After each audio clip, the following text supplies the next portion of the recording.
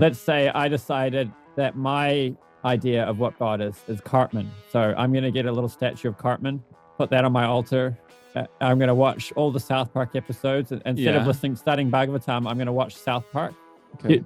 Would you say I'm on a spiritual path, or would you say, I think you're invented your own process, which isn't very beneficial? How about taking a real spiritual path? This mouse, this coffee cup, it might as well be Cartman. Who cares? Let's say I was holding a Cartman statue right here. I would still have, from my perspective, that divine in the fact that this is infused with some sort of wondrous essence. Like, that's still the case, even if I'm holding a Cartman statue. So even that, I feel like in itself disproves your theory. I do get that. I get it from this coffee cup right here and this microphone. Hey bros, what's going on? This is Cartman. Be sure to subscribe to my channel if you haven't already, because subscribing makes you feel good. Hello and welcome to Theology Unleashed. I'm Arjuna, and this is the channel where Eastern theology meets Western skepticism. The following is a discussion I had with a gentleman called Jock, who follows a kind of philosophy similar to Advaita Vedanta. He's actually very favorable to Hare Krishna philosophy. He has a close friend who's a Hare Krishna. But as you can imagine, there's some big differences between Advaita Vedanta philosophy, which is very impersonal, and Hare Krishna philosophy, which is radically personal. We discuss aspects of those differences in detail. All right, cool.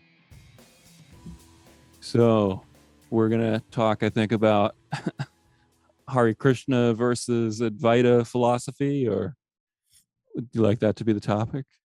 Yeah, there's definitely a lot to discuss there. Yeah, I watched you'd sent me a video before this talk, and I watched the whole thing, and I notated all the arguments and thought about how I was going to refute all of them.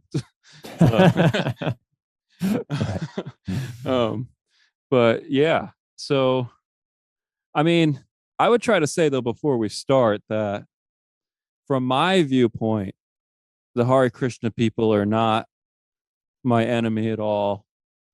They're people I like, and I have nothing against them from my perspective. So yeah, I mean, I wouldn't use the word enemy for people who hold to Advaita Vedanta philosophy. But there's versions of it which are antithetical to bhakti. Yeah. I mean, I'm trying to think about which Advaitins would say that that's true. So I think that I don't know if they would say that it's true. Yeah. So maybe there's a difference between holding a view which entails something being the case and thinking that you hold a view that entails something being the case. I 100% agree with that. So, yeah, I mean, I did want to ask you though. So when I went on some of, I think, the official Hare Krishna websites, they do seem to refer to the Advaita view as basically evil and use that word, evil. So, do you in your own personal sense just agree with that because that's what the denomination believes, or do you have a different view? So I wouldn't say I'd have a different view, because the key acharyas in our movement told us you need to be extremely careful about that. The term used for it internally is mayavad, that it's really dangerous for your bhakti, so you shouldn't even hear it. So I can't really be a true follower of my tradition without accepting that. Yeah. So talking to me right now, you're already being exposed to the evil. Well, I mean, for various purposes, you can engage with it. I mean, people would debate it. There's a whole history of Vaishnava acharyas, of various Vaishnavas debating with the Advaitins. So okay, well, it's not like bedtime reading kind of thing. Yeah.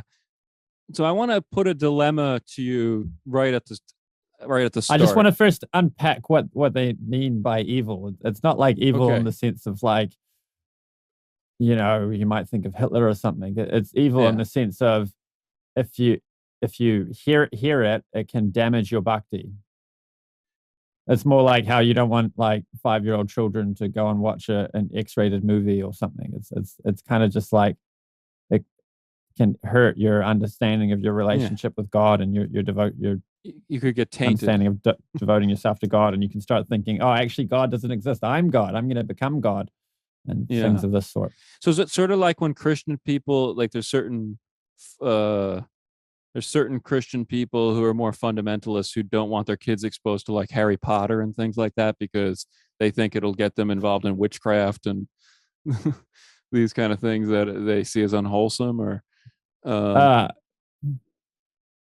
mean, I could perhaps give an analogy that with bhakti, what we're trying to do is some very high level theology. So at lower levels, you don't have to worry so much, but at higher levels, you do, just like with a jet engine. It's so finely tuned that a single particle of dust can stop the engine from functioning or might even break it. Whereas with like, a more budget car, you could practically run the thing on fumes and it would go. Yeah, I see. So, yeah, it's interesting. Even within the Advaita tradition, they will talk about neo-Advaita being essentially defective prakriya. So, meaning like the neo-Advaita is seen by the traditional Advaitins to be defective in terms of their meditation techniques. So, I could see. So, meaning exposure to Advaitin philosophy to you could be a huge hindrance to your meditation and your relationship with Krishna. Is that about right? Yeah. I mean, I gave that analogy the other day.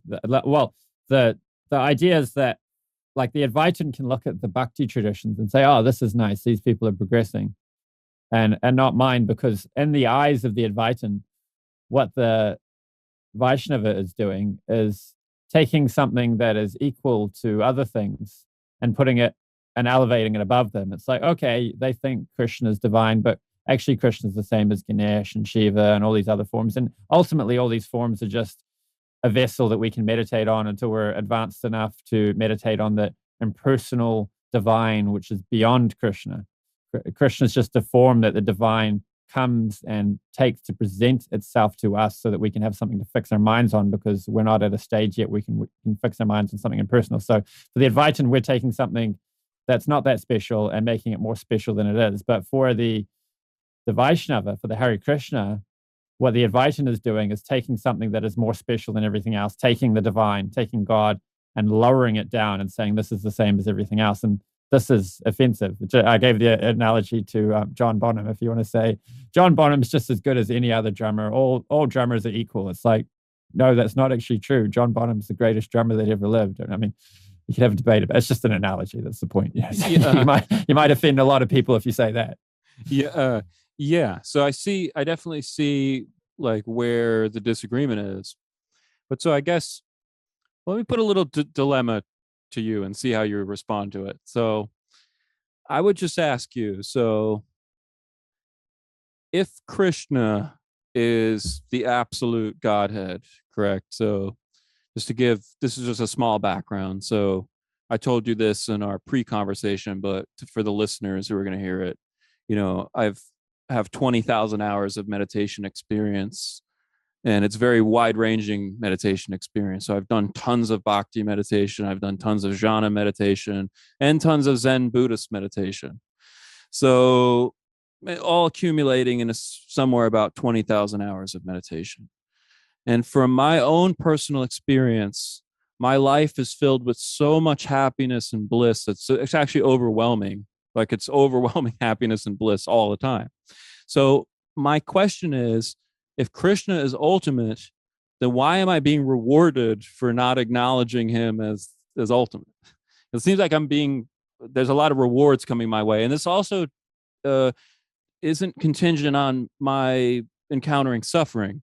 So I've come to equanimity with my suffering, to where if anything bad does occur, my meditation practice is so strong that it just diffuses pain, like bad circumstance. They kind of just get canceled by how much bliss that I feel from my meditation. So considering that, why am I being rewarded by Krishna for when I'm not acknowledging that he is the Godhead? So, yeah, I mean, you framed it quite clearly. Um, so to be clear, on the Hare Krishna view, it's not that you're being rewarded like an extrinsic reward. Oh, he's doing well, I'll come and give him something extrinsic. What you're getting is the intrinsic benefits of the practices you're doing. So in Yeah. Bhagavad Gita, Krishna describes various processes and says, that these processes achieve this result, these processes achieve this result, and then describes the process of bhakti, which he calls in Bhagavad Gita Buddha Yoga. And there's a different benefit you can get from bhakti, which you can't achieve by the impersonal meditation processes. True. I'm not actually going to disagree. I'm not going to disagree with you that bhakti gives special benefits. I agree with that, actually. But what my question more is, why is my karma such that there's other people who are just not exposed to meditations. When they suffer and when they encounter suffering in the world or hardship, they feel it deeply and badly, like it hurts bad. When I encounter these things, I don't feel it because the meditation overpowers it. So that must say something in your view about my karma. But why is my karma such if I'm not acknowledging that Krishna is the Godhead? It seems like I should be being punished for that. And it doesn't seem like I am. Well, I mean, I think you're bringing in some Christian ideas that like Krishna's not there punishing people if they ignore him. Well, he's trying to teach me. He's trying to teach. Well, shouldn't he be teaching me a lesson? I mean, Krishna wants you to turn to him and develop a relationship with him, but everyone's on a journey, and some people sooner or later will get there, and the impersonal realizations can help people get closer. But lots of us need to go a roundabout route to get there, and aren't ready to go there directly. But Krishna's not sitting there saying, "Oh, this person's not on the straight and narrow path to me. He's going a roundabout way. I better, punish him." There's just natural, like this, the system of karma and the benefits that come from these various processes. A large amount of it is just sort of a system, like a mechanistic system, but like a spiritual science that anyone who practices in this way will get that benefit regardless of. And then when it comes to bhakti, then it does come to a more personal interaction with Krishna, where he will choose whether to award bhakti to you or not in a more personal way. But a lot of this other stuff is mechanistic. So what you're describing is having achieved a degree of advancement in your connection with the divine, but you're connecting with the more impersonal feature of the divine, and that's a real thing. You can connect with it. It's closer to the divine than being totally mundane and caught up in the features of the world. And the proof of that is the detachment from the material world and being impervious to the word Sanskrit word chanchala means the flickering nature of this world. One moment things are going in your favor, and the next moment you're getting reversals. A sign of spiritual advancement is being indifferent to the chanchala, the flickering nature of this world. So you've achieved some level of advancement. So it's not that just because you've achieved that in an impersonal manner that God's going to say, "Oh, this is no good. Let's put it back to square one." It's your eternal asset. You could probably likely have done this in a previous life and carried it into this life, and then you picked up from there, and you can carry that on in a future life, and eventually, on the Vaishnava view, one day take to bhakti more diligently. Yeah. So this is really interesting because. So in Zen philosophy, they really see it they see it as a very important thing that you not become attached to the impersonal view in Zen. So now they're not saying worship Krishna, but they are saying that there's something about personality in human life, and not materialistic human life, but just the personal experience that is sacred in and of itself, that is meaningful in and of itself, and that the impersonal view on its own is not enough. You can't progress all the way if you just stick with the impersonal view. And in fact, some Advaita schools say this also, like Kashmir Shaivites, like you could say, well, that's a Shaivite school, but they actually take a lot of things from Advaita into Kashmir Shaivism. So, and I kind of am probably maybe a little bit more partial to the Kashmir Shaivism than maybe old school straight Advaita, right? Because I actually am in agreement with you that there's something like in that guy's refutation you sent me of Advaita.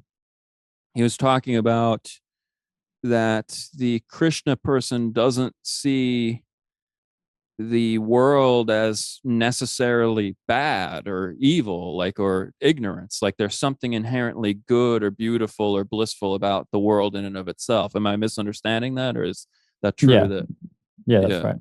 yeah. So see, I agree with that.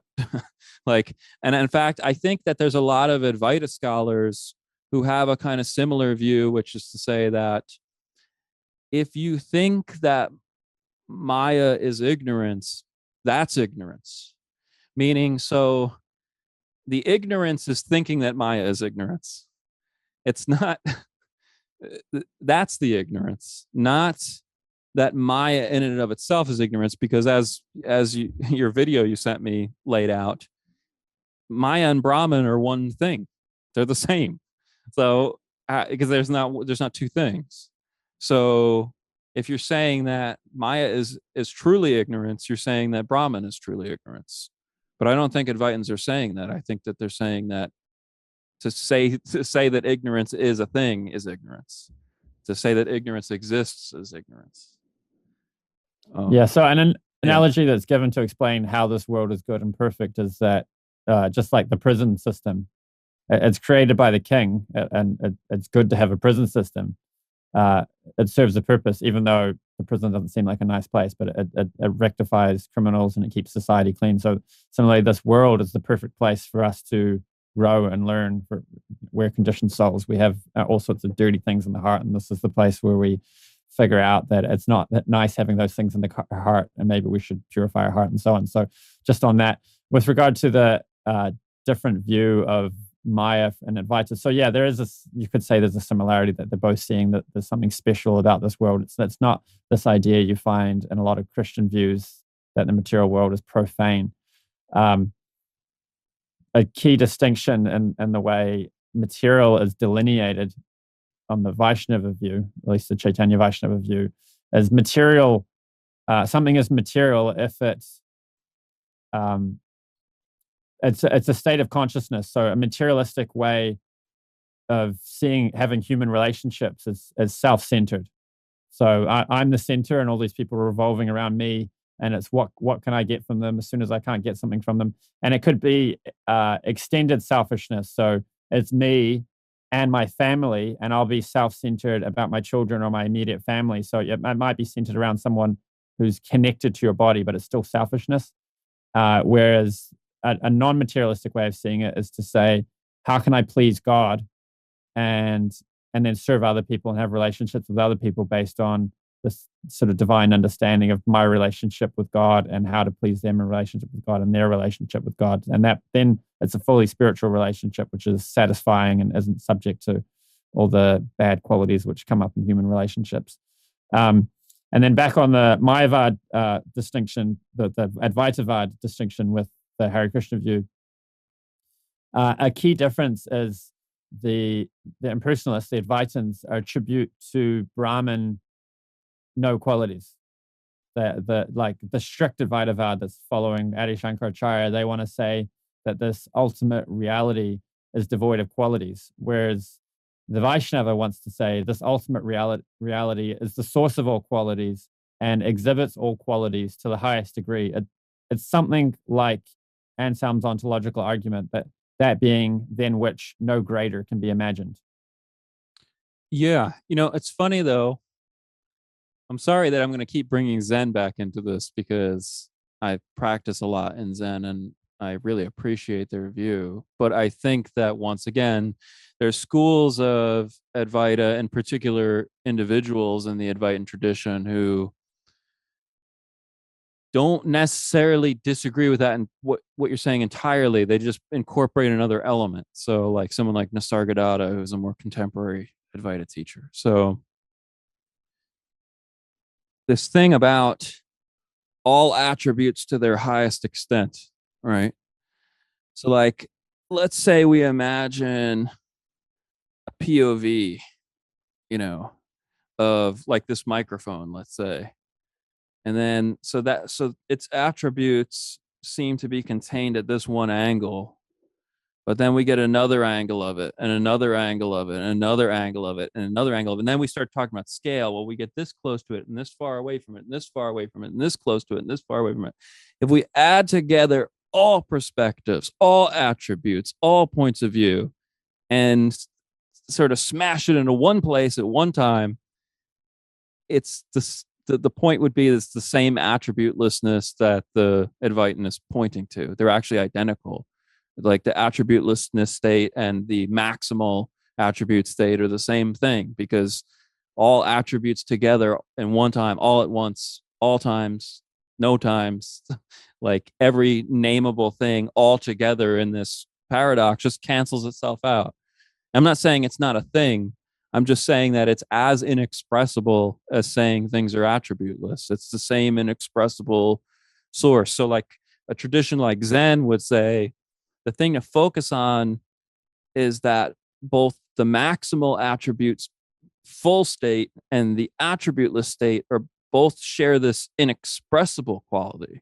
What they're sharing is they're both unlimited in a sense that is just ungraspable. You just can't grab a hold of it. I mean, if you tell me all attributes all at once, all at one time, I can't grab a hold of that. If you tell me attributelessness, zero, I can't grab a hold of that either. So in each case, there's something I want to hold it, and I can't grab it with my normal concepts. Like it's just not something I can do. So I think they point to this. I'm not sure if I followed that, how from layering all qualities onto Brahman, into the divine ultimate reality, that you arrive at attributelessness. But with regard to that point of it being something you can't hold on to and grasp, with Krishna, you get at any one time he's exhibiting a limited degree of features, and that's actually to not be able to do that would itself be a limitation, because like God on the Vaishnava view has many forms. And he expresses different forms depending on the mood of the relationship and so on. So in Vrindavan, which is considered the highest, he's a little boy, son of a cow herder. So they're surrounded by cows. He watches the cows during the day and goes out in the field and plays with the cowherd boys, and they wrestle and so on. And they come back during the day, and everyone's feeling separation from him during the day. People get to cook for him, and they fight over their lunches and stuff. And this to have a form like that, where he's a little boy here in one form, is, you could argue it's a limitation, but actually to not be able to do that would be a limitation, because this enables really deep personal relationships. Yeah, I mean, but here's the problem though. If you're not familiar with the Advaita view, they have similar analogies to this, which is that to truly be unlimited is to have to be able to assume limit. To assume limit is a requirement of being unlimited. to be able to assume any limit is the requirement of being truly unlimited. So in fact, actually, there's a scientific analogy. Have you've heard of a Laplace's demon? They use this to sort of talk about an entity that really truly knows everything that there is to know. Like it knows every fact that could possibly be known. But the problem is if we introduce qualia facts into the equation, if we say consciousness is its own kind of knowing, then Laplace's demon is just going to wind up like Brahman or Krishna, because it's going to become something that has to know everything via limiting itself to experience all those things. So, I mean, I'm not sure if we're speaking the same language here, but to me, I think it's just necessarily entailed by something being unlimited that it is able to assume any limit. No. Well, the difference would be that we as Vaishnavas think the highest form of the divine, the highest expression of the divine, is Krishna and Vrindavan. Different Vaishnavas have slightly different views. Some Vaishnavas think the highest is Narayan and Vaikuntha, which is another form of Vishnu. And there's debates had over that, but it's a respectful disagreement. It's like they're worshiping Vishnu. That's fine. and we're worshiping Vishnu in this way. Whereas the Advaita Vedanta thinks that the highest is this sort of, you can't even use the word merging, because on the strict teaching as the Adi Shankaracharya, we don't even exist as individual consciousnesses. We have an illusion of existing as an individual consciousness. And when that illusion becomes cleared, we no longer have an experience of being separate. And we, so the caricature way where you're actually getting inaccurate would be to say, we've forgotten that we're God, we remember that we're God, and we merge back into becoming God. But you can't even use the word merge, because we never separated. Yeah. Whereas I think the that's Vaishnava view is we are a separate soul. We do have a relationship with God, and these differences are ontological, eternal, and they matter. There's a sense of oneness as well, but the difference is important for the relationship. Do you merge back with Krishna at some point? No, so that the highest level of achievement is to have your own swarup, which means like the form of the soul. It's not that you have a body that's separate from you. You have your own spiritual form, and that's in relationship with some form of Vishnu. And there's always this idea of servant of the servants, but you could be wrestling with Krishna as a cowherd boy. You could be a cow in Vrindavan. You could be grass. There's many different forms, but and like the grass is nice because Krishna walks on you with his feet. You get this special boy that everyone loves, that's the ultimate divine, full of all qualities, touching you with his feet. And so it's very personal, and this is the highest achievement. There's no merging, and merging would actually be a lower thing, because then it's not possible to have relationship. Yeah, so that's interesting. So the ultimate achievement in terms of the Krishna view is to become in extreme close contact, basically, with the highest forms of Krishna. So is that about right, or? Yeah. Okay. Yeah. So I think a big thing about why I think that the Advaita view is appealing is that it just fits in better generally with like what science says and the secular viewpoint of reality. It just is more applicable to that. And I think it's also harder for them to tear down, because it's harder to poke holes in it in a typical way. So meaning, if I'm an atheist and I'm going to argue with you as a Hare Krishna person, I feel like I'm going to be able to grab all my same arguments that I would use against a Christian person, many of the same ones. Maybe not all of them are applicable, but I'm going to be able to argue with you in a very similar way. To where when an atheist has to argue with an Advaita person, they can't use any of those arguments. The Advaitin person is more skeptical than the atheist person is. So they're already disadvantaged because they assume more than the Advaita person assumes. So I just think as our worldview becomes more skeptical and secular, either it's just going to completely get rid of the Hindu philosophy and worldview and just sort of get rid of it as technology and transhumanism and these awful things take over, or it's going to carry something along with it. But I would make a bet that would be the Advaita view, just because I think it's just more impenetrable. Like it's harder to argue with it from the secular standpoint, which controls the total worldview right now. Well, society has been moving more and more secular for quite a few years now, maybe 100 years or more. But why would the trend change, though? Do you think there's anything that indicates that trend will change? Yeah, trends always change. That's what you call a dialectic pendulum swing. So the push towards secularism has been motivated by irrational religious views. So there was witch burnings in the Middle Ages and all sorts of irrationality, even up until I don't know the full details of the history. I haven't studied it. I've just heard people give a summary of it. And there was some tensions with science and so on coming from, I wouldn't want to criticize Christianity in general, I would just say there were pockets of Christianity which were pretty irrational and fundamentalist and created this tension. And finally, people started to break and say, nah, enough of this. And they went in the opposite direction. So there was one extreme and then things swung over to the other extremes, and things have been moving in the direction of secularism, atheism for a number of years. But just like when you hit a ball, eventually it runs out of momentum, or eventually it might hit a wall and bounce back and start going the other direction. So the new atheist movement sort of peaked already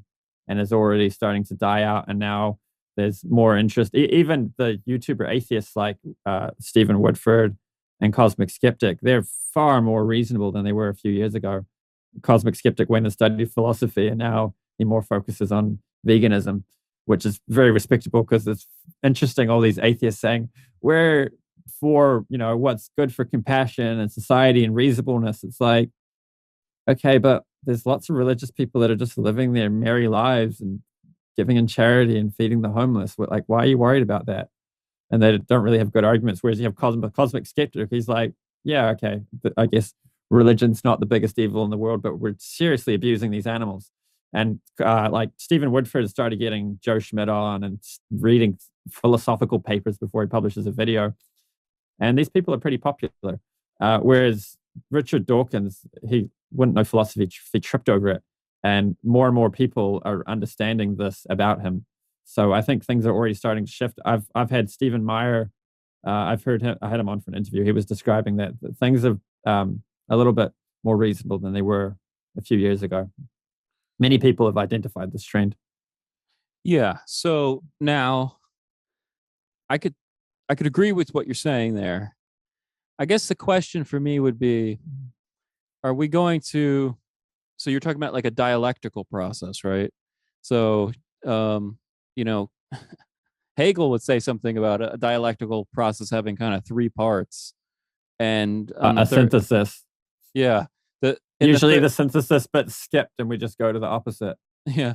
The third part, though, at least in Hegel's view, as far as I know, usually tends to be a kind of middle way or an equilibrium. So now here's where I think that what's an argument for Advaita is that Advaita doesn't completely take a materialistic word. It doesn't take a materialistic worldview. It doesn't say everybody's just a pile of dirt. It doesn't say everybody's just materials. But it also doesn't have a lot of the religious adornments that I think probably turned a lot of people off about religion in the first place. And it seems like it's at an equilibrium point. So it respects consciousness. It says that there's something divine about reality, but it also is not including a lot of the things that probably made people sick of religion in the first place, which is a lot of these things that are probably hard to take. Like, do we really know the full historical history of Jesus and everything he did? I don't know. It seems very confusing to parse all this stuff. And why do that if you can access these higher states of consciousness and these levels of divine relationship with the universe without those adornments? So I just think that Advaita sits in the middle of religion and non-religion. It's sort of a middle ground. That's why Buddhism too is called the middle way for. Well, yeah, I mean, they can call it that. It doesn't mean it's necessarily the case. Yeah. It might be their motivation. And I would be hesitant to go with those kind of motivations, because I'm more interested in what's true and what offers the highest benefit and what's going to attract the most people. Prabhupada, the founder of the Hare Krishna movement in the West, said that when you're selling diamonds, you can't expect many customers. That's what he meant. We're offering the highest thing, and not everyone's going to take it. We can't expect it to be popular, but the people who do take it will get a lot of benefit. So this is our business. That was one point. That other point in regard to whether it is a middle ground or not, whether it is the natural synthesis, I would push back on that, because what created the pendulum swing previously was like witch burnings, like actually hurting people, like actual dangerous ideas from extreme religion, like gays are evil, or all these sorts of like stuff that are like palpably nonsense. This concept I called a kind of philosophical ecosystem. So meaning some people might hear what you say and find it appealing, but I think that there's going to be many people who hear, okay, so ultimately I can become grass that's under this guy Krishna's feet, and they think about that and they go, what? And they just can't comprehend why that would be desirable, and it might sound weird to them. They might think like, what? I'm going to be under some kid's feet? Like that seems super weird. And then I'm not trying to make fun of it in any way. I'm just saying I'm trying to take on the perspective of a skeptic and say, like, huh? So where I think the Advaita view has the advantage in the fact that I don't have to say anything really mysterious. I can just give you a meditation. Like I don't really have, because it's all attributeless anyway. I don't really have to get into any detail that's going to throw you out of your comfort zone. In fact, everything is part of it. So I can talk however I want to and try to help you realize states of consciousness which make your life more full of bliss and love and peace and make you a more compassionate person. So I have the ability to do that from the Advaita perspective without turning off a lot of people who go, wait, a cow herding kid? Like what? Like I feel like you have you have a barrier that I don't have when it comes to helping people. Yeah, I would agree with that, provided you're not attaching to the impersonal philosophy that you're presenting a smear campaign against bhakti. I wouldn't. Probably a crude way of putting it, but you go to many Advaita schools, and you essentially, I mean, maybe you could argue it's a mischaracterization, but some of them you could definitely say they're running a smear campaign against bhakti. These bhakti practitioners, they think all this true. Actually, none of that's true. We've got the real truth. Really, the divine is impersonal. If you think it's impersonal, you're just telling yourself a story that might be beneficial for a short time until you become more advanced. Well, so basically the icon in the West for the Advaita people, like in the contemporary age, is Ramana Maharshi. Like I probably can't pronounce his last name correctly. Maharishi, that's his Ramana. Yeah. So Ramana, everybody mischaracterizes him and says, they ask him, how do I gain full enlightenment? And all the Advaitins just report that he said, you practice self-inquiry, jhana meditation. No, he didn't say that. He said there's two paths of equal value. He said you either do self-inquiry, jhana meditation, or he goes, just as valid of a path, total surrender to God. He said that. Right. He always said that. He always said just as valid of a path, total surrender to God. So why is it? Yeah. But this is the icon. This is the spokesperson for Advaita in all the Western world. And he said these two things. Why they focus on the first one, I don't know the answer to that, but I know that he always said the second thing. Every time they had a person who transcribed pretty much everything he said. And whenever he was asked, what's the technique? He always included both. So it's just a mischaracterization. Yeah, it's just a mischaracterization. We could just spend a minute agreeing that Neo-Vedanta or Neo-Hinduism is garbage. And yes. Maybe we could articulate a little bit about that. Yeah, well, because the traditional Advaitin would say they have defective prakriya. They focus on things that are not, they're not wholly related to these systems that were developed over thousands of years. Like they disconnected themselves from that and said, nah, it's just this. And you're like, is it?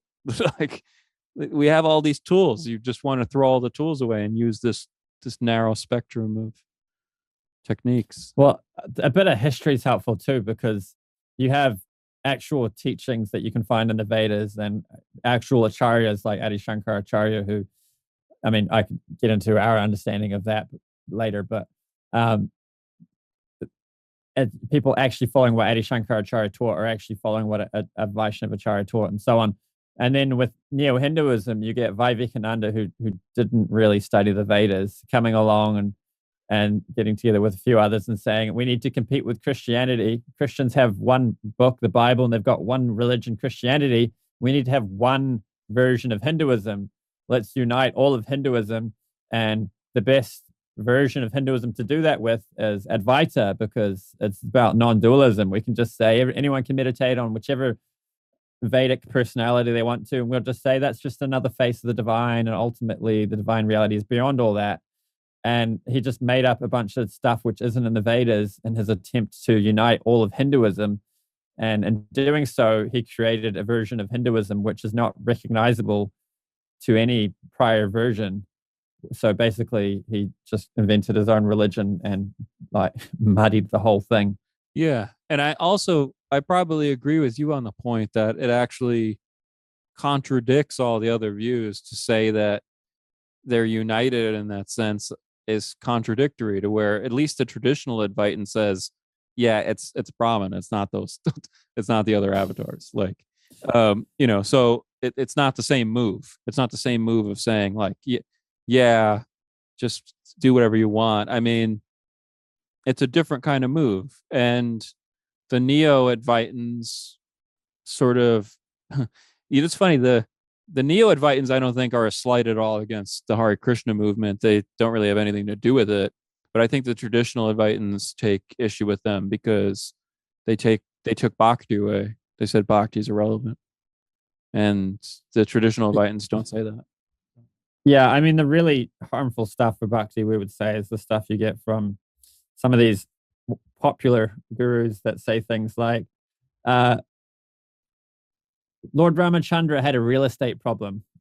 And he was an example of someone who rose above their circumstances and achieved a divine nature. This is an example. We can all do the same thing. We can all become Ramachandra. We can all become Krishna. It's like, no, Ramachandra is actually God. He's a form of Vishnu. We can't become God. We're always going to be a jiva, and God's always going to be God. God's perfect from the beginning. He's become perfect.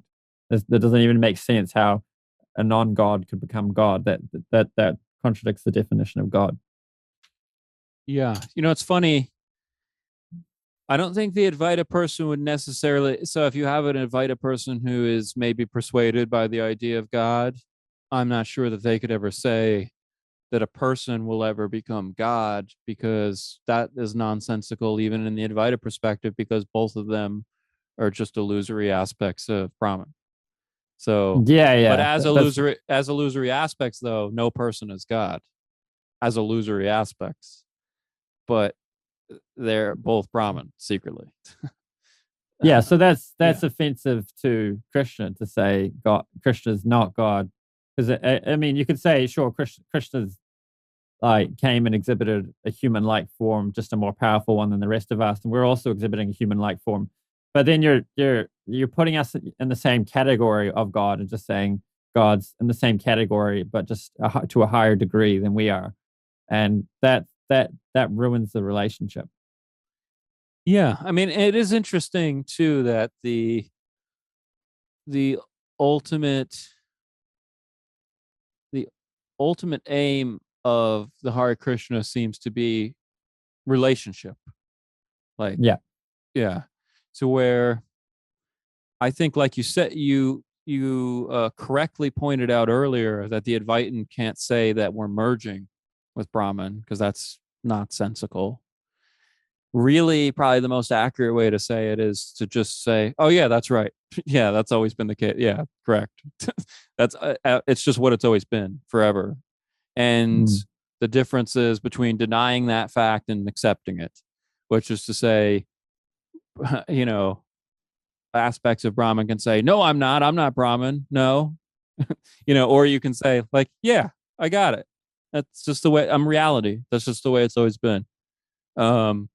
Now, is that ignorance? No, they're both just Brahman. But I mean, so it's kind of like, what's funny is, I mean, maybe this actually promotes your view well, which is to say that the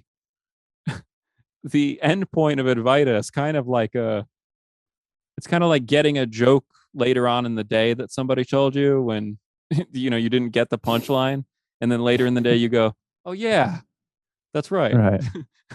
But it's kind of like it's not really that big of a deal because, like you said, you can't merge with Brahman. So there's not this big process of merging with Brahman. There is no process. It's over. It's done already. We're done. I'm done. Like, you know, you have to do a lot of stuff. So I guess I have a lot of appeal for the lazy person because they can just go, oh yeah, I'm done. And it's true. And, you know, Well, I think what you're describing there is a switch in our perception of reality, and a switch in how we perceive reality can happen very fast and with very little effort. You just suddenly understand, oh, actually, it's like this. It wasn't like that. But it's the same thing for the Vaishnava view. We start to see, oh, I'm not the doer here. I'm the observer, and I need to perfect the act of desiring. But like understanding I'm not the doer means like God's in charge. So of course I'm responsible for my actions, but I'm responsible for my actions more indirectly through desiring. So I don't have to take charge of trying to make sure this world's perfect. This world's actually designed to be perfect by being imperfect. So I can just relax and let things be as they are and just focus on my duty. so that's a super interesting view of free will. Like it's very unique, I think, actually, to see Yeah, that. I didn't mean So to bring that up because now we're just gonna have to discuss yeah, that. well, we don't really have to. I think the Krishna person's view of free will is not the Christian person's, but it's certainly also not the Advaitin person. So I think that you're more in a middle spot. Like I don't think that you guys clearly don't agree with the Christian conception of free will because it seems like the universe is playing out in a way that oh, you went black. Oh, hang on. Now you're in the Must have knocked the void. cable. I just went because the sun was coming through, so I went to move the curtain, but I must have knocked the cable loose. All I see is we go. attributelessness now. Okay. Here we go. Okay. Yeah, so I don't know. So that's interesting. So the Christian people, they seem like they have a libertarian sense of free will, but the Christian person seems to be saying, no, we have desires and then the world plays out in accordance with those, but we're not what plays it out. The world plays it out, right? Yeah, I mean, it is a little bit of a difficult thing to understand. So, how the verse says that conditioned soul thinks himself the doer of activities which are in actuality carried out by the three modes of material nature. So, the modes of material nature are something that ignorance, passion, and goodness. So, ignorance, happiness in the mode of ignorance is suffering now and suffering later. The easiest to understand example is taking intoxication. So you get drunk and you think you're enjoying, but actually it's suffering. So it's suffering now and suffering later, but the suffering now you think you take to be enjoyment, even though it's actually suffering. And then suffering later is the hangover. That's just a simple explanation, but it happens in more subtle ways too. Happiness in the mode of passion is it's delayed sense gratification. So it's entrepreneurship and stuff like that, like thinking I'm going to work hard now and enjoy later. Whereas, and it's like trying to build up your career and your ego, wealth, accumulation, status, anything, any materialistic goal like that you're achieving out. And happiness in the mode of goodness is suffering now and happiness later. But so it's like taking on a spiritual austerity. Like I'm going to follow this diet. I'm going to exercise every day. And it's finding the balance. So sleeping the right amount, eating the right amount, and so on. And when we listen to certain kinds of music, hang out with certain kinds of people, eat certain kinds of food, we associate with different modes of material nature.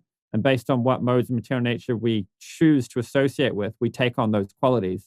And those qualities then affect our actions and behavior.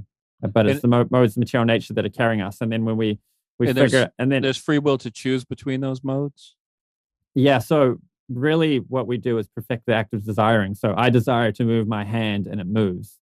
So we have desires, and desires can play out in a more, you could, an atheist would call it a spiritual thing, but we would see it as material if it's going on with material desires and so on, that you desire a certain thing and there's certain things go on in your life that bring that to you. If you have good karma, you can get things you desire. If you have bad karma, you kind of just get thrown around. That's interesting. So does the Krishna person have a very different view of desire than a Buddhist does? Because I mean, a Buddhist obviously sees desire as just like basically equivalent to suffering. I mean, yeah, you can never give up. We the in Bhagavatam classes, the Buddhist idea of desire, becoming free of it, is often critiqued because it's not possible to come free of desire. It's that desire is the nature of the soul, but what you can do is make your desires spiritual. So, like Viktor Frankl has that famous tagline that there's two kinds of people. There's those who are asking the question, "What has life got for me?" And there's those who are asking the question, "What can I offer to life? What have I got to give?" And so perfect desiring means, how can I please Krishna? How can I serve Krishna? And by extension, that engages us in service of creation too, because when you water the leaves of the tree, you don't achieve anything. But when you water the root of the tree, then all the leaves become nourished. So similarly, when we're pleasing God, we're also looking after all of God's parts and parcels, the living entities. yeah. So let me bring up something that I've encountered in meditation that I'm not sure if it fits within that paradigm you laid out. I feel like it might fall outside of it completely. So you had those three modes, right? Yeah. I like those modes. I actually kind of like the way that they're laid out. I like that one is suffering now for spiritual attainment later. One is believing that I'm having pleasure now only to suffer later. And then what was the middle one again? Just remind me real quick. I mean, the classic example is the businessman who's working day and night in order to grow his wealth. But how is that not suffering now that's not spiritual later? It's been a while since I've listened to lectures where they explain it in this pithy way. So I can't remember what the pithy explanation is for the mode of passion. I'm trying to see how it's different than the last one, because they seem the mode of goodness. You're chasing a kind of a goodness which is actually peaceful. So you're finding that balance. Whereas in the mode of passion, you'll actually oscillate back and forth because you'll chase that thing which you think is going to make you happy. You get it, and when you get it, so material happiness, you're either hankering for it, or you've got it and it doesn't last long, or you've got it doesn't give you the satisfaction that you're hoping it would. And when you have it, you're constantly worried about losing it, or you've lost it and now you're lamenting that you had it and it's gone. Whereas the mode of goodness, it's not something that can be taken away from you. I see. You can always be endeavoring to follow Dharma. You can always be trying to find the balance. You can always be trying to serve others. Okay. So, all right, let me lay this out and you tell me if it actually fits neatly into those three categories or if it's just not captured at all by them. Okay. So, because this is the most meaningful thing to me of all things. And it just gets right to the heart of like what my at least meditative philosophy is, or like what I found works, at least in my life, which is it's actually not about desire, but I'm not pointing out the Buddhist point now. I'm actually going to say something quite different probably than what the Buddhists would say. I'm not talking about getting rid of desire, but I'm also not talking about these three modes. What I want to say is something like this. So when I look at the world, it is strange and weird and beautiful just all the time. And what I want is for the world to be strange and weird and beautiful. And it never fails me because I recognize everything, this coffee cup, this mouse, this microphone, as unbelievable and awe-inducing. They're just they're amazing. They're so mysterious and unbelievable. And this is not a positive thing or a negative thing. It's just horrors contain this, beautiful, amazing things contain this. It's just strange that existence is. And the source of my happiness is just the isness quality. It's not about desire. It's just that things are. It's isness. That's where my happiness, the source of my happiness comes from. It's not about desire. It's not even about getting rid of desire. It's just that things are unbelievable, and I never forget it. Yeah. So how does that fit in your framework? That, I mean, I don't know how that relates to desiring, but it is connected to ideas you find in Bhakti traditions. Like, it is understood you can appreciate God by appreciating aspects of God found. So anything that's attractive or beautiful, any good quality you find that's at all enticing in any way, as such, because it contains the potency of God. So we can meditate. Prabhupada said the alcoholic can advance by meditating on the fact that Krishna is the taste in water. So when he's drinking alcohol, he can think that the pleasure I'm getting from drinking this, the taste in this, is Krishna. And that's a way he can meditate on God. Obviously, this is not a recommended meditation, but for somebody who's stuck on that level, it's something they can do to move forward. And then a more beneficial way is you go on a camping trip and you're struck by the awe of nature, or there's more mode of goodness ways of engaging in that. This is probably a foundational disagreement. So the disagreement probably isn't. This is probably why I'm tilted in the Advaita direction, is that I just see that amazing quality everywhere. And why Brahman's appealing to me is that it's everywhere. It's inescapable. Is there a difference between somebody going into the woods to meditate and experience that divine through meditating on the divine in nature, and somebody going to the liquor store and purchasing liquor bottles to meditate on the divine being the taste in the liquor? It depends on the person. For me, it would be irrelevant which was. For someone who had not fully appreciated how amazing things were, then yeah, there would be a difference. But that difference, I think, is preliminary. So meaning, I would say my viewpoint would be that you're right to start with. So to start with, the woods are better to start with. But then later, things equalize.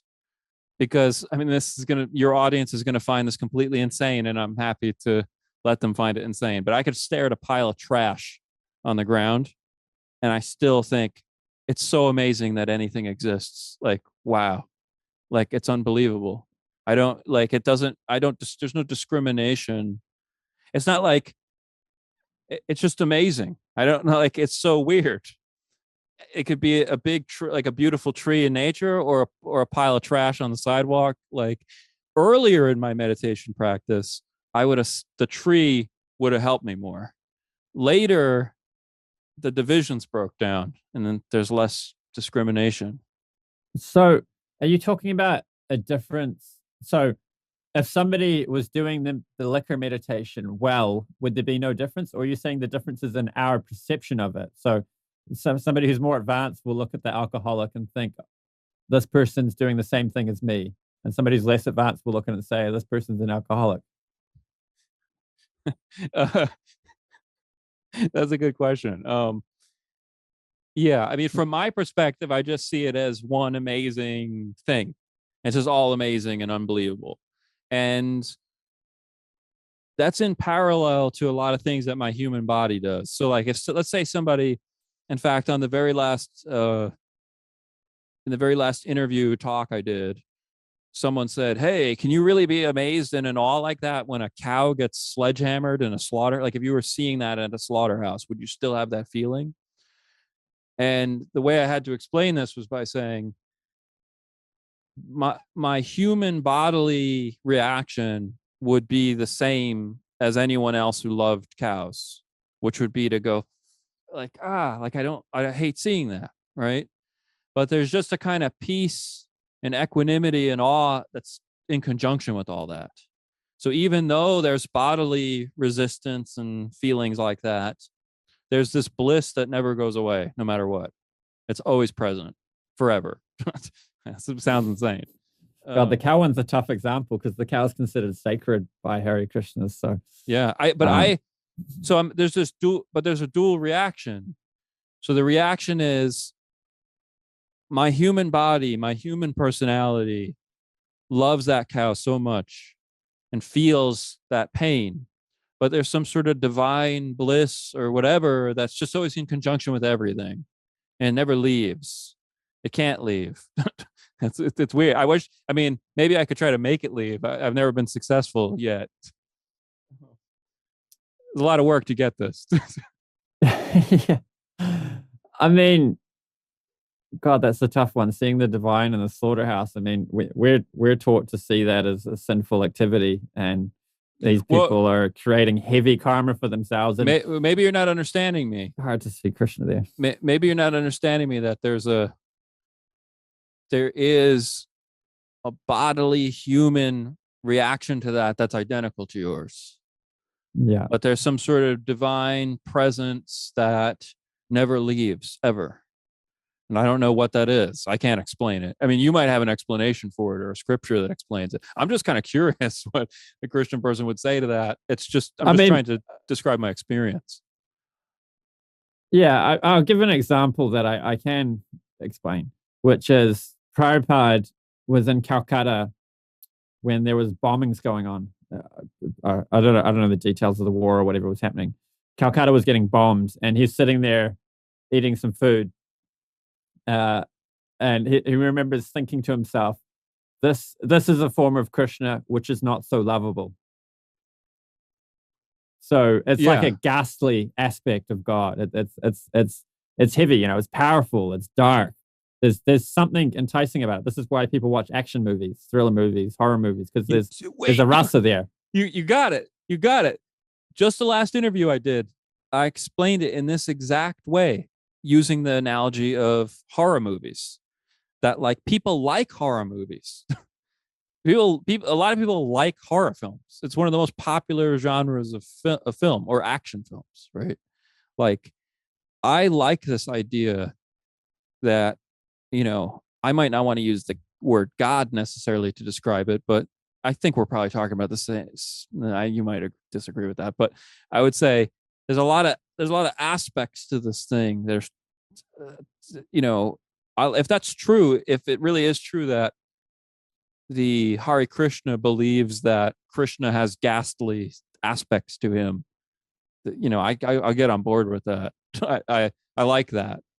I think it's interesting. Like that famous scientist, I can't remember his name right now, who was involved in the detonation of the first atomic bomb. When he witnessed it, he quoted Bhagavad Gita. There's this verse where Krishna says, "Time I am the destroyer of all." Yeah, and the destroyer of worlds too. I think, right? Didn't he say? Depends on the translation you read, I guess. Yeah. I'm not a Sanskrit scholar. There's a wonderful recording of him actually reading the verse, but I think his translation says something like you just said, but he says, I have become death, the destroyer of worlds," or something. I mean, isn't Shiva an avatar of Krishna from the Hare Krishna perspective, or? Shiva's a little bit more complicated and somewhat inconceivable. So the way I describe it is that Vishnu is the category of God. So Vishnu never contacts the material energy, but when he does contact material energy, he's Shiva. And the analogy which is given in the tradition by, I think, Narada Muni, is that it's in the Puranas somewhere, that of milk. So Vishnu is like milk, and from milk you can create yogurt or cheese, but from cheese you cannot create milk. So Vishnu is milk, and Shiva is compared to either yogurt or curd, which is a kind of cheese. Interesting. So, but what is Shiva's relationship to Krishna? So Shiva is described in Bhagavatam as being the greatest Vaishnava. Now, he's not the only person who's described in the Vedas as being the greatest Vaishnava. It's a more maybe an emotional expression, because otherwise you'd have to take it as mutually exclusive with other claims of other people being the greatest Vaishnava. But he's highly respected. So in Jagannath Puri, they take the Jagannath Mahaprasadam, Jagannath's the form of Vishnu, and they offer it to Shiva the way you would offer a prasadam. Prasadam means the remnants, that the purified food, that the remnants which was offered to Jagannath, and they offer that to Shiva the way you do to a devotee. And this is a way of honoring a devotee. So But Shiva has a special ontological character. Like Lord Brahma is a Jiva soul. One of us may have been a Brahma in the past of another universe, and we could be a Brahma in the future, whereas you can't become Shiva. Shiva is a special ontological category. Now, I did want to ask you. So I think Hinduism kind of acknowledges that there's many instantiations of the universe, that the universe has been reinstantiated infinitely. Or many times at least. So is Krishna, so to bring science into it a little bit, right? Like, is Krishna really truly of a human form, or he just has taken a human form at some point, like Jesus kind of? Yeah. Well, I don't think Vaishnavas would take issue with the quote from the Bible that says created in God's image. The word Narayan is a name for Vishnu, which means human-like form. And so Krishna comes and appears to be like an ordinary human, but he's not human. He's divine. And when he comes, his form is not composed of material energy like our forms are. It's composed of Sat, Chit, Ananda. Sat, Chit, Ananda. Yes. I'm very familiar with that phrase. Yeah. Does that answer the question? Kind of. I was more interested in like, okay, so if we're forced to be confronted with the scientific worldview, right? And we imagine a universe forming where creatures evolve and they're intelligent beings, but they really just don't look human, right? Like they look like some kind of alien. They're not human-like in terms of appearance, but nevertheless, they're intelligent and they can think and comprehend things in an intelligent way. How does Hinduism deal with that, on your view? If that's a real thing that the universe can do, it doesn't seem like there's any argument the universe can't evolve beings that don't look just like people and are also smart. So, yeah, I wouldn't see that as contradictory to the view.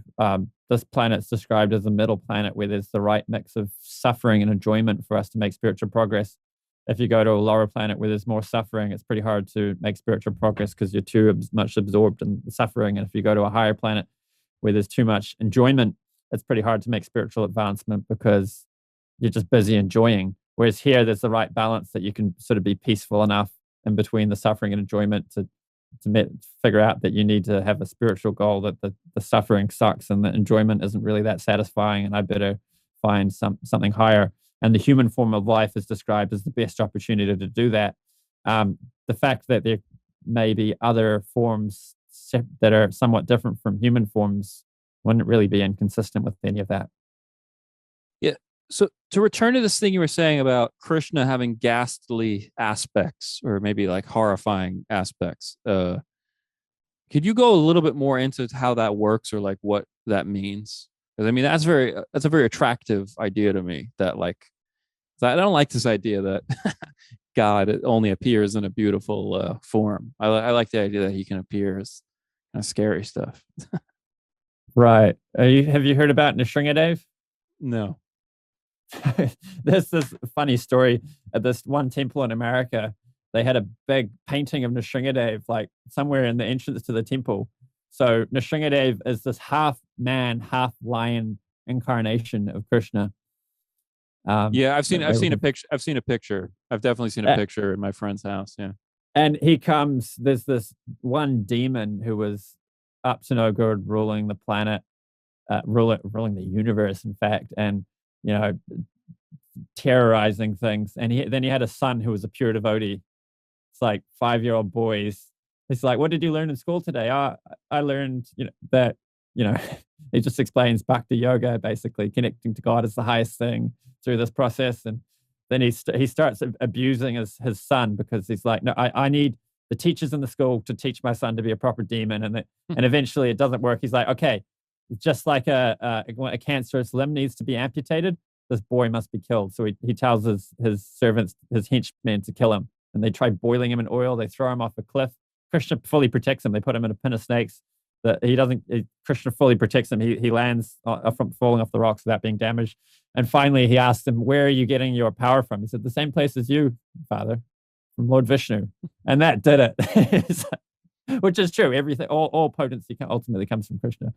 And then he got furious and he pulled out his own sword and said, "Is he in this? This Vishnu, you say he's everywhere. He's in this pillar?" And the boy says, "Yes, Father. Of course he's in the pillar. He's everywhere." So he smashes the pillar. The Shringadev comes out of the pillar, and this demon had asked for a benediction that he couldn't be. He asked for immortality from Lord Brahma, but that couldn't be given because Lord Brahma is an eternal. So he gives him this boon that you can't. So then he asks, "Okay, make it so I can't be killed by any weapons, so I can't be killed during the day or during the night, so that I can't be killed by any humans or beasts." And he gets all these benedictions. So Nrsingadev kills him in the doorway, so it's neither outside or outside, on his lap, so it's neither on the ground or in the air. He's a half man, half human, so he's neither a human nor a beast. And basically all the benedictions are satisfied and he's still killed. So this picture is him disemboweling. He's actually pulling the intestines out of Hiranyakashipu and putting them around himself as a garland. And there's a painting of this. This father of this child who'd become a Hare Krishna walks in. This is the first thing he sees. It's like, what are you getting into here? So that's a little bit on the ghastly rasa. That's really funny. Well, I was just trying to see the Hare Krishna version of the explanation of what this means. This kind of what I was explaining to you earlier from the meditation, which is just the beautiful oak tree, the beautiful pile of garbage. It really feels like that. I'm trying to represent the experience accurately. Perhaps a good analogy is a well-balanced meal with the right spicing here and there and different courses. So there's the ghastly rasa, and there's something to appreciate about that. But there's a sophisticated way of enjoying it, and there's a way of enjoying it which is like, you can't just only eat like what would be an analog in food for the ghastly rasa. I agree with that. The classic example is eating dessert. You can't just only eat dessert. You got to have the whole meal. Yeah. So and the process of bhakti, you appreciate ghastly rasa through hearing stories of Krishna killing demons. And he kills like this bird demon by bifurcating it. He stands on the beak and rips it apart by the beak, and that's kind of ghastly, right? You're hearing about this bird being ripped in two. Yeah, that is very ghastly. I guess yeah.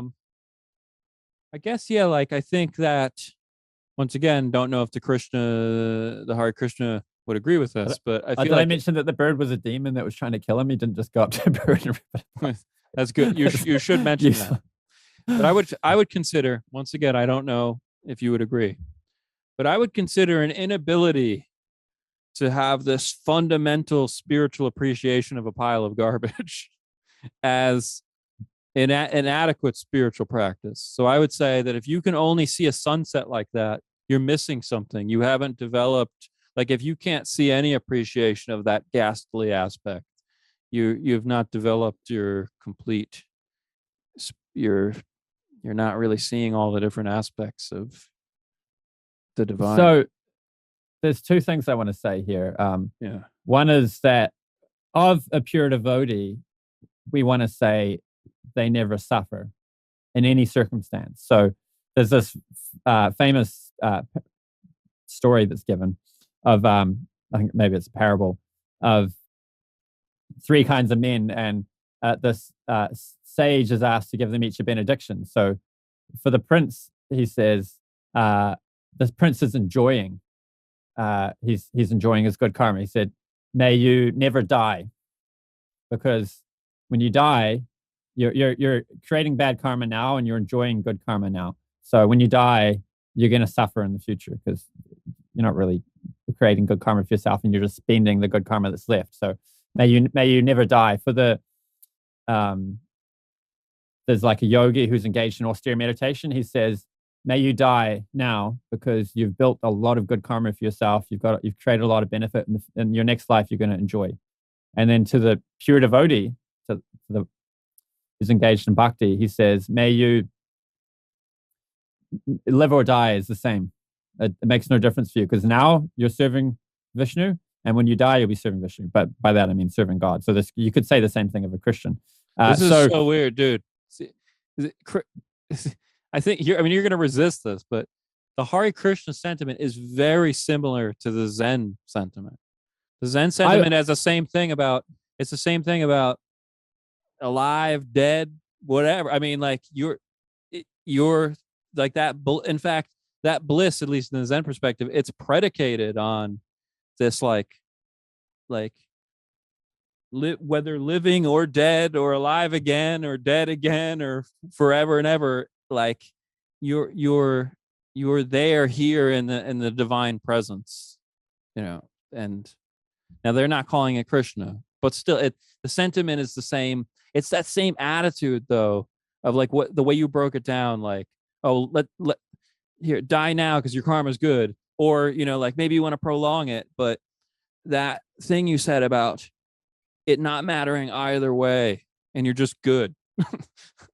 Like that's the Zen sentiment too. I mean, I know you're going to say it's only the Krishna one, but I don't think no. I wouldn't say that. I mean, like I said, that the same thing could be said of a Christian. And if there's Buddhists that have a kind of personalist understanding, or at least have an understanding which isn't antithetical to the personal understanding, then I'd say that could offer a similar benefit.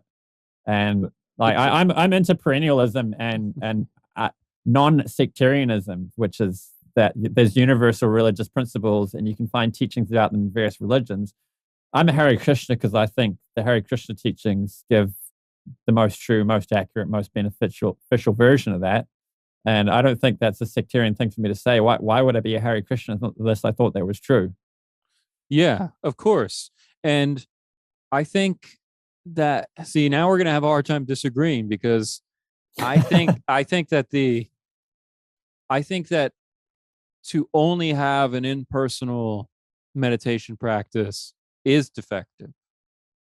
So I don't agree with the people who are hardcore impersonal practice only. I don't think that that's beneficial. I think it has to be a mix. Now, the way that you do the personal practice is going to vary. Like a Christian is going to focus on Jesus. Like that's the image they're going to have. So their personal practice is not going to be the same as yours. Maybe it will achieve some similar result, but I think that they're doing a kind of bhakti when they picture union with Christ. Oh yeah. The Christian teachings definitely have a lot of bhakti in there for sure. Especially if you get the right versions of Christianity. If you get the wrong versions of Christianity, you're kind of having a hard time differentiating these people from a regular mundane atheist. I go to church on a Sunday and that makes me perfect. And the rest of the week I do whatever the hell I want because Jesus has saved me. There's the odd Christian who thinks that, at least. So it's worth mentioning. Yeah. Now, of course, many Christians will say that's not real Christianity, and I would agree with them. So. Now, I don't agree. Maybe let's disagree about something. I don't agree with the Hare Krishna's characterization of the way that Advaita people do bhakti. So they're saying that they're doing something disingenuous, which is to say, like, oh, well, I'm worshiping this thing, but this thing's fake. So what am I really doing? Like, what am I really doing? I don't think that that's accurate of many schools of Advaita. I think that they would see the recognition that the thing that is being worshipped is Brahman, which is perfection. So it's equal to it in its aspect of perfection, not equal to it in its Maya aspect, which is the ignorance aspect. So you guys were, as far as I could see in the writing that I was reading and the video you sent me, is that they were saying, oh, they're equating Krishna to ignorance, to Maya. No, that's not what's happening. It's being equated to the perfection, which is Brahman, which is all things. And I guess where you're finding it offensive is that just puts Krishna on an equal level to things, which is inherently offensive. But it's not putting Krishna down exclusively. Well, let's see if I can do a reductio of that view to show why it's problematic. So Okay. let's say I decided that my idea of what God is Cartman. So I'm going to get a little statue of Cartman. Look, there's a library and a temple and a... They think I'm God. Yes! I am God of the sea people! You hear that? Okay. Put that on my altar. Yeah. I'm going to watch all the South Park episodes. Instead of Yeah. studying Bhagavatam, I'm going to watch South Park. Yes. And when Cartman says something, I'm going to take it as gospel. Because unless you give this life to the Lord, that life belongs to Satan. And instead of chanting Hare Krishna, I'm going to chant, some version of Cartman's name. I don't know what his last name is. Harry Cartman, Cartman, Harry Hare. Okay. Okay. And we'd get Harry out of there too, because that's a divine name. We'd have to get fully South Park memorabilia. Yeah. Okay. Do you think, would you say I'm on a spiritual path, or would you say, I think you're invented your own process, which isn't very beneficial. How about taking a real spiritual path? Okay. So the answer to this is contingent on a bunch of things. Okay. So let's say, I'm modifying your I would say even your immediate answer shows my reductio has worked, but I'll let you explain. No, I don't agree with that. But I think that my answer to it is going to be contingent upon the reductio being fleshed out more. So let's say this person comes from a society where South Park worship is normalized. And in fact, there's 1 million people who engage in Cartman worship. I wonder what part of America that is. Yeah. Well, let's just say it's true. This is a hypothetical, right? So we have 1 million people engaging in Cartman worship, and they find that it meaningfully alters their life. Like they feel like, hey, when I worship this little statue of Cartman and when I repeat his name, I feel some sort of immaterial benefit from it. I just feel like touched by something. Now, if that was true, I think we're in the same case as with Christians, or a less controversial case maybe than even Cartman worship, to make it more realistic. People who are worshiping L. Ron Hubbard, like the Scientologists. Let's say they go, oh, L. Ron. They're sanctified, at least in the United States, as a real religion. So there's enough Scientologists who have little L. Ron statues. They've got statues of L. Ron Hubbard, the science fiction writer, and they believe that it brings benefit into their life and that they're touching some sort of divine presence. Am I going to really say, nah, you guys suck? Like, I'm not going to say that to them. Why would I do that? Then I feel like, to be consistent, I'd have to say that Christians are confused and that you're confused and that everybody who worships anything is confused if they say that it's meaningful to them. So I would just reverse it and just say, to say they're confused, it's an appeal to popularity. You're saying they're confused because there's a minority of people worshiping Cartman statues. Like your appeal is just to the fact that there's a majority of people worshiping some other statue. So, yeah, I'd see them as equivalent. So I feel like your reply is to suggest a counterfactual that's Yes. a counterfactual, which is not actually the case. That Well, no. Scientology is the case. Let's do Scientology. That is actually the case. I haven't studied Scientology. I just have not given it any time. They find the practices. They find the practices bring them into sort of transcendent spaces. Now, I think that there's a lot of evidence that Scientology is totally fraudulent, but they still report that it beneficially impacts their life and brings them into transcendant modes of consciousness.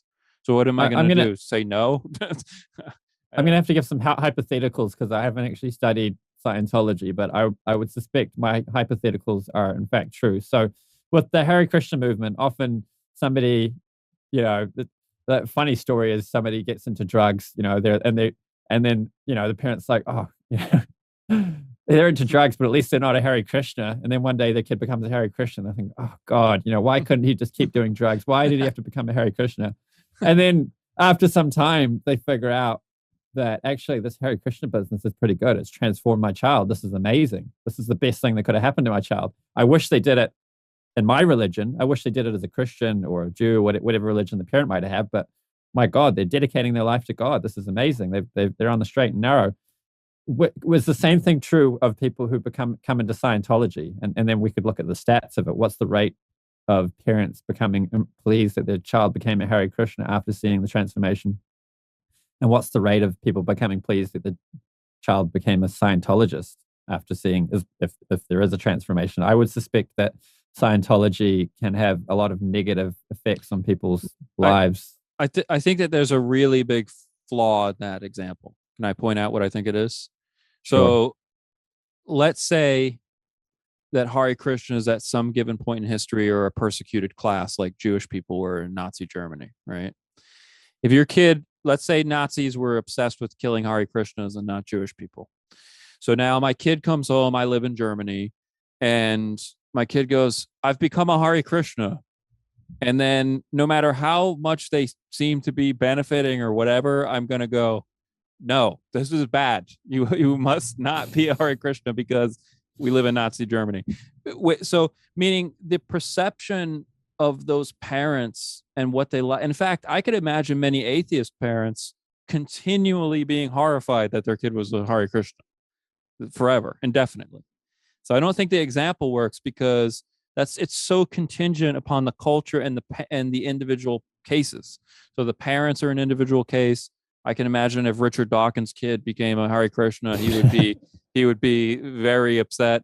I think even with Richard Dawkins, if his kid was like a suicidal drug addict, and then his kid became a Hare Krishna and suddenly had a job, had a family, wasn't suicidal, gave up drugs, and became like a decent, clean human being, who was palpably enjoying his life, Richard Dawkins would probably be like, I don't agree with this philosophy, but like this has transformed my child. Like my child actually has a meaningful life now. But let's see. But the drug addict thing is like begging the question too much. So let's make it a neutral case, right? So Richard Dawkins has a kid who's kind of like, he's not super happy, but he's not depressed. He's kind of just like mundane, boring, whatever. And then he becomes a happy Hare Krishna kid. But maybe Richard Dawkins goes, yeah, okay, he's happy now and stuff, but now he's talking about all this Krishna and Vishnu and like, all right, like I'd actually rather him just go back to being boring and neutral. That may be, but what we can talk about to clean up the analogy or the thought experiment is not like an appeal to popularity or what would any parent do, but what would a unbiased epistemic agent do? So if someone who's like, they may be a little biased in one way or the other way, but really, if they see this is good for my child, they're going to be like, well, sure, philosophically, I disagree with this, but really I care about what's good for my child. And I can see this is good for my child. And like a good parent will see through that and see, I can see my child's better off with this philosophy. Yeah, I think I think there's external measures you could make of it. I'm sure there's like it's with sociology, I'm sure you could come up with actual empirical measurements of whether a philosophy is benefiting somebody or not, like psychological markers. To return to the core dispute, though, I think that the epistemically neutral agent would say the same thing if the kid developed an Advaita philosophy and became super happy and blissful on account of the Advaita philosophy. Yeah, sure.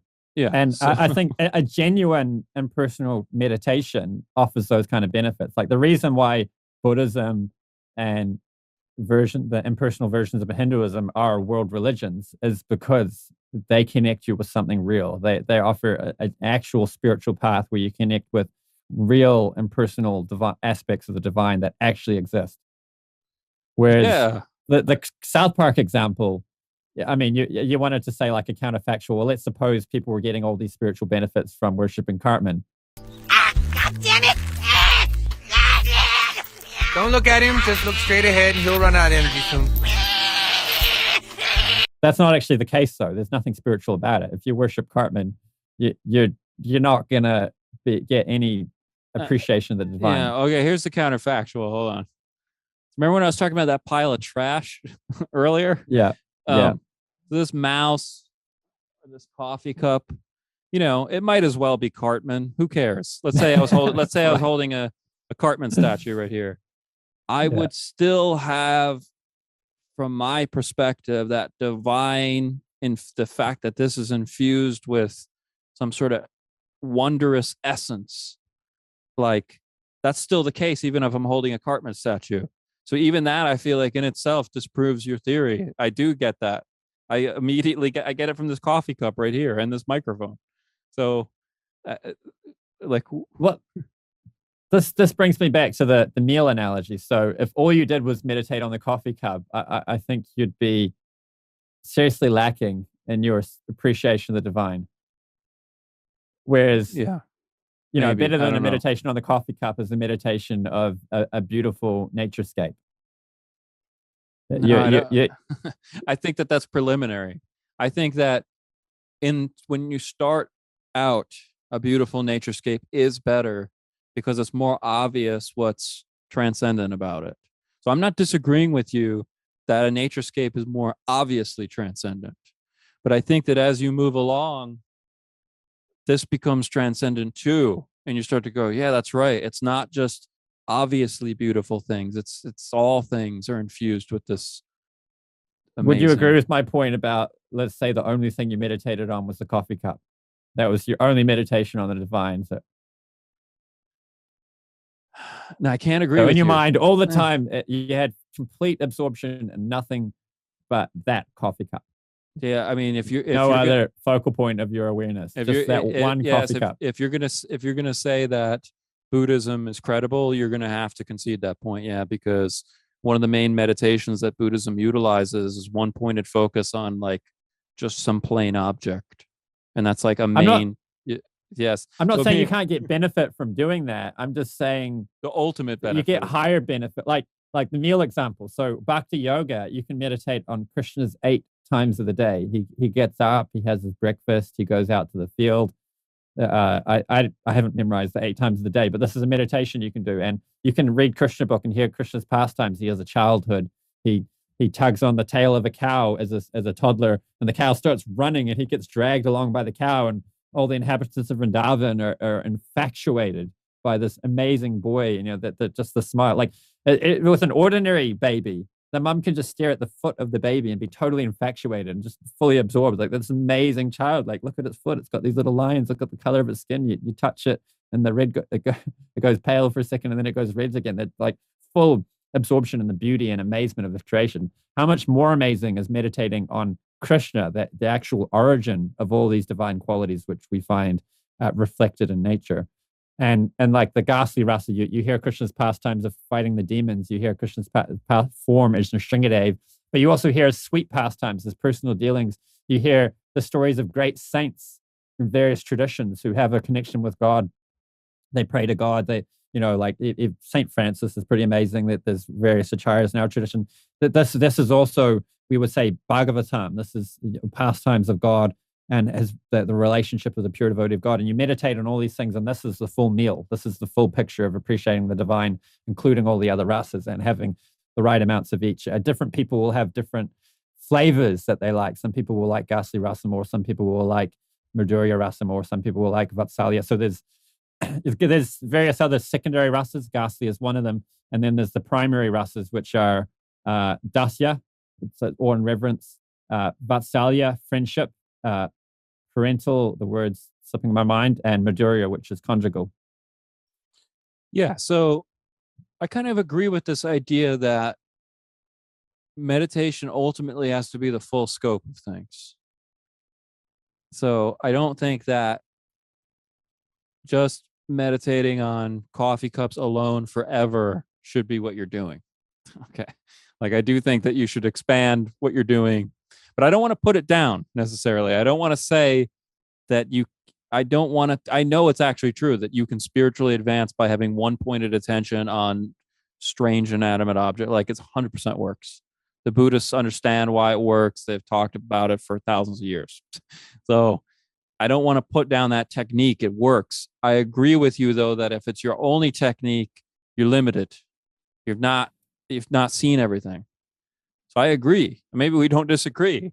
I just don't want to. I don't want to put coffee cups down. Like there's Right, a lot, yeah, there's so- a lot to get out of here. I would agree that it works, but I would say it's not the fastest, most efficient process, and it can only take you so far. It can take you very far, but it's a hard process. That there's easier ways to get that far, and there's a limit to how far it'll take when you. you say there's easier ways, though, let me try to disagree with you on that. So, I disagree with you on that because I think that there's just different temperaments. People have different temperaments, and people are ready for things at different times. There's going to be certain people who, like most art, like I know a lot of people because of what my job is and things I do. I'm in contact with a lot of people who are artists, right? And artists have a unique ability to see something stupid like this coffee cup and see beautiful things in it and figure out ways to take it and reorient it and do things with it that beautify it, right? So maybe I tell them about, Krishna putting his foot on their head or something, and they go, "What? Like, I don't understand. That's confusing to me." But then I say, "Hey, when you like draw stuff and you look at things intensely and aesthetically appreciate them, here's a meditation for you. Look at this coffee cup and intensely appreciate it." And they go, "Oh yeah, I do that all the time anyway." And that fits their and that fits their temperament. So their temperament is suited for that. So when you say that there's easier ways, I think there's temperaments, and depending on the temperament, coffee cups might be easier than Krishna. I know it might sound offensive to you, but I just think people have different temperaments. Like it's just indisputable, I think. So I just want to spend a moment and push back on this idea that you can go to the metal recycling bin, take a bunch of stuff out of the metal recycling bin and dump it in somebody's yard and call it art. Oh, yeah. just a criticism of modern art. Yeah. But that's kind of off topic. Yeah, it's off topic. I would definitely disagree with you on that. I like when people take piles of junk and say art, because I think they're pointing at something, which is that maybe you want to call it the ghastly aspect of things, but I think it's a hint. When you have a pile of dirt in a museum and you say, "Look, art," I think it's a hint that the divine is all penetrated. It penetrates at things that you wouldn't expect. You'd go, "Oh, the divine's not in that," and then it's like, "Yeah, it is, dude." Like taping a banana to a wall. Yeah, exactly. Anyway, that's modern art, and yet gets into postmodernism, which is a whole debate. Maybe we can have that debate another day. But I think these are I think these things are hints. I think conceptual art is a hint that like this beautiful transcendent aspect of things it penetrates everything. Like it's in everything. Like you can see it's in everything if you look close enough. If you're not looking close enough, yeah, you're just gonna be like, "It's a fucking banana." Like, dude, it's a banana. Like, but you're just not looking close enough. On the temperament thing, there's two distinctions to make. So one is we all have a psychophysical nature. You could blame it on astrology or genetics or whatever you want, but everyone's got intrinsic natures, and these natures can all be engaged in bhakti in different ways. So it's not that somebody's nature means that they're not suited to bhakti. What means they're not suited to bhakti is certain mental hang-ups they have, which prevent them from being interested in bhakti. And but those are also real, and they actually exist, and they're things we need to consider.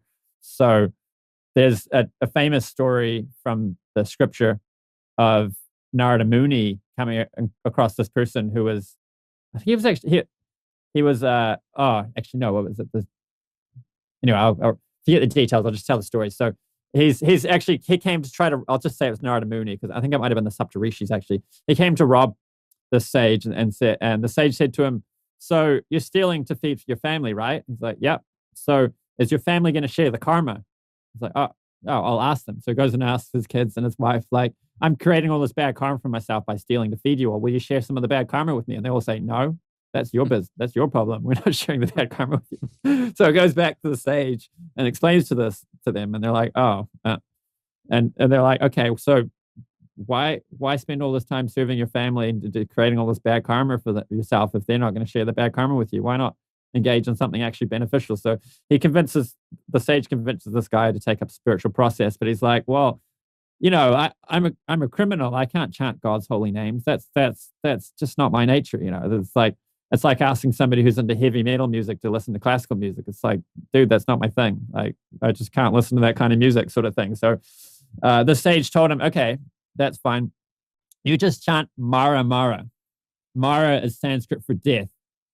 So this is your meditation. Just stand here and just meditate and repeat the name Mara Mara Mara Marama Rama Rama.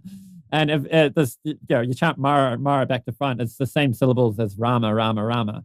So he's there chanting Rama's name, but he's thinking he's chanting death. And by chanting the name of Lord Ram, a name of God, he becomes purified, and he actually became perfected in that life. He's so absorbed in his meditation that some ants built a nest around him. So this is an example of something like what you're describing of, oh, you don't want to take to this bhakti process. That's fine. You just do this. And an expert preacher can do this kind of thing. When you're not expert, you just bulldoze somebody with Bhagavad Gita and they're not interested. So I think that the conclusion of what you just said is we agree. I mean, I told the story, but but the meditation that was offered by the sage was chant a holy name of God repeatedly. So mantra meditation, japa on a holy name of God, whereas what you're talking about is meditating on a cup, and it's not quite the same thing. Yeah, I mean, but this is but we can have the same discussion again about well, it comes back to that. I mean, because you could, okay, so like, let's say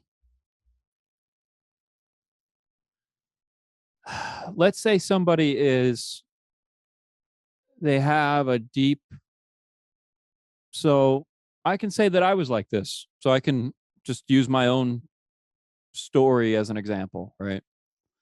I had a deep, sort of like the artist, I had a deep feeling that visual sensations were divine as a little child. I had this sense that when I would look at, like you said, the beauty of nature and things, that something radiated off of that was amazing. Like that made me feel like there's something deeper going on. Like it's not just material, right? Like there's something additional happening. And I was just very, when people talk about, there are certain people who learn a lot better phonically than they do visually. Then there's other people who learn more through speech, and there's people who are picture learners. There's different kinds of ways that you learn things. So I think it's a little bit strange to say that the only valid meditation process is like an audio one, because I've gotten so many like deep feelings of bliss that really came from the visual domain, specifically through meditation that has to do with looking in a specific way. And I don't see that they're any lesser than the ones that have to do with repeating auditory phrases or words, because sometimes words, some people aren't word people, they're visual people. I don't know. So we go back to the same attitude thing. There's people who are attracted to the visual domain of reality. I mean, we could take for an example somebody who's born deaf and mute, right? Like they want to meditate, they want to do something, they want to be in touch with the divine, and they can't chant. Like, what are we going to do? We got to do something. Yeah, well, that last point is I can't remember. Taking unusual examples, you can't disprove a rule by showing odd exceptions to it. So for somebody who's wait. If you say all swans are white, no, I don't mean an absolute rule. I mean, there's unusual cases, and to say some people are in a situation where they can't do this because they just can't do audio because of a disability doesn't say that for people who can do audio, it's not the best way. I remember hearing someone explain in a YouTube video, I think they were quoting studies, but I haven't done any scholarship on this, so I can't pin it down really, but that they were explaining that this idea that there's different kinds of learners has actually been debunked, and actually everybody learns best through having multiple medias of explanation. So when you hear something and experience it and have demonstrated it, like one example I heard of how to give a good lecture, the guy was saying, one time I saw a guy at a lecture, he had took a pendulum right by his head, released it, and it had like a rock on it or something, and let it swing all the way back and nearly touch him. And he was teaching about conservation of energy. So this is like an example that really, it triggers some emotions, thinking, geez, it looks like it's going to hit him. And you understand this guy really believes in the conservation of energy. Yeah, but what you just said, though, when that guy was debunking the specific modes of teaching, he didn't debunk it by saying, well, there's really only one best thing. He debunked it by saying, actually, the best thing is these multiple medias styles. Like, in fact, you learn best by doing many things. So my argument would be, once again, that if you only chant, you're missing something about this, really. Like, you should learn how to do this kind of meditation too, where I learn the divine aspect of this. I should know how to do that, not just chanting. So I think I would say you should learn how to chant. I think that if you're a meditator and you don't do chanting, you are missing something so important to meditation practice. So I'm pro chanting, but I'm going to say, like that guy with the multimedia thing, you should do a visual meditation. You should do a chanting meditation. You should do some sort of quiet thing where there's no noise. You should learn how to be quiet. So when you do a visual meditation in Vaishnavism, you meditate on the form of the Lord. Okay. You don't meditate like there's another reductio or maybe you won't see it as reductio, might be there's some impersonalists who will meditate, and one hand they'll hold a piece of gold, and the other hand they'll hold a turd, and so a piece of feces. And the idea is to reach the stage in your meditation where you see no difference between the two, or maybe they do it with a piece of clay. Maybe they don't. A turd. Yeah, the goal is to reach a stage where you see no difference between the two. And classic examples of Vaishnavas debating people of this persuasion is to say things like, it's like there was one famous example. Srila Bhakti Siddhanta, he never ate mango because when he was a child, he ate a mango which wasn't offered, which at Boga it's considered offensive to not eat something that hasn't been sanctified by offering it to God first. And so he ate a mango as a 5-year-old boy and then made a vow, I'm never going to eat a mango my whole life. So he was on this bus once none of his disciples were eating the mangoes either. They were getting given mangoes. None of his disciples were eating the mangoes because the guru wasn't eating the mangoes. So they're all rotting. And they were talking with this Advaita Vedanta, this guy, impersonalist, who said, hey, there's no difference. It's like, okay, fine. So if everything's the same, then ripe mango, rotten mango is the same thing. So why don't you eat one of these rotten mangoes? I think the guy actually did it. Or another one, Bhakti Siddhanta would always say, if there's no difference between a shirt and a piece of cotton, then why are you wearing a shirt? Why not just wear a cotton ball? And so the idea is that these differences carry over to meditation, that there's different benefits from meditating on different objects. So you meditate on a divine name of God, it's better than meditating on Cartman or Mr. Hanky, to give another South Park reference. Yeah, whereas, a lot of meditating on a form of God is better than meditating on a coffee cup. I want to focus on the form of Cartman, a Cartman statue. I want to focus for a second on the mango example you just laid out about wanting to eat that rotten mango, right? Yeah. So there's a thing. I think the guy actually did it too. Yeah, story. I mean, whether he did it or not, this gets to my point. I'm gonna say, the guy ate that mango, the rotten one.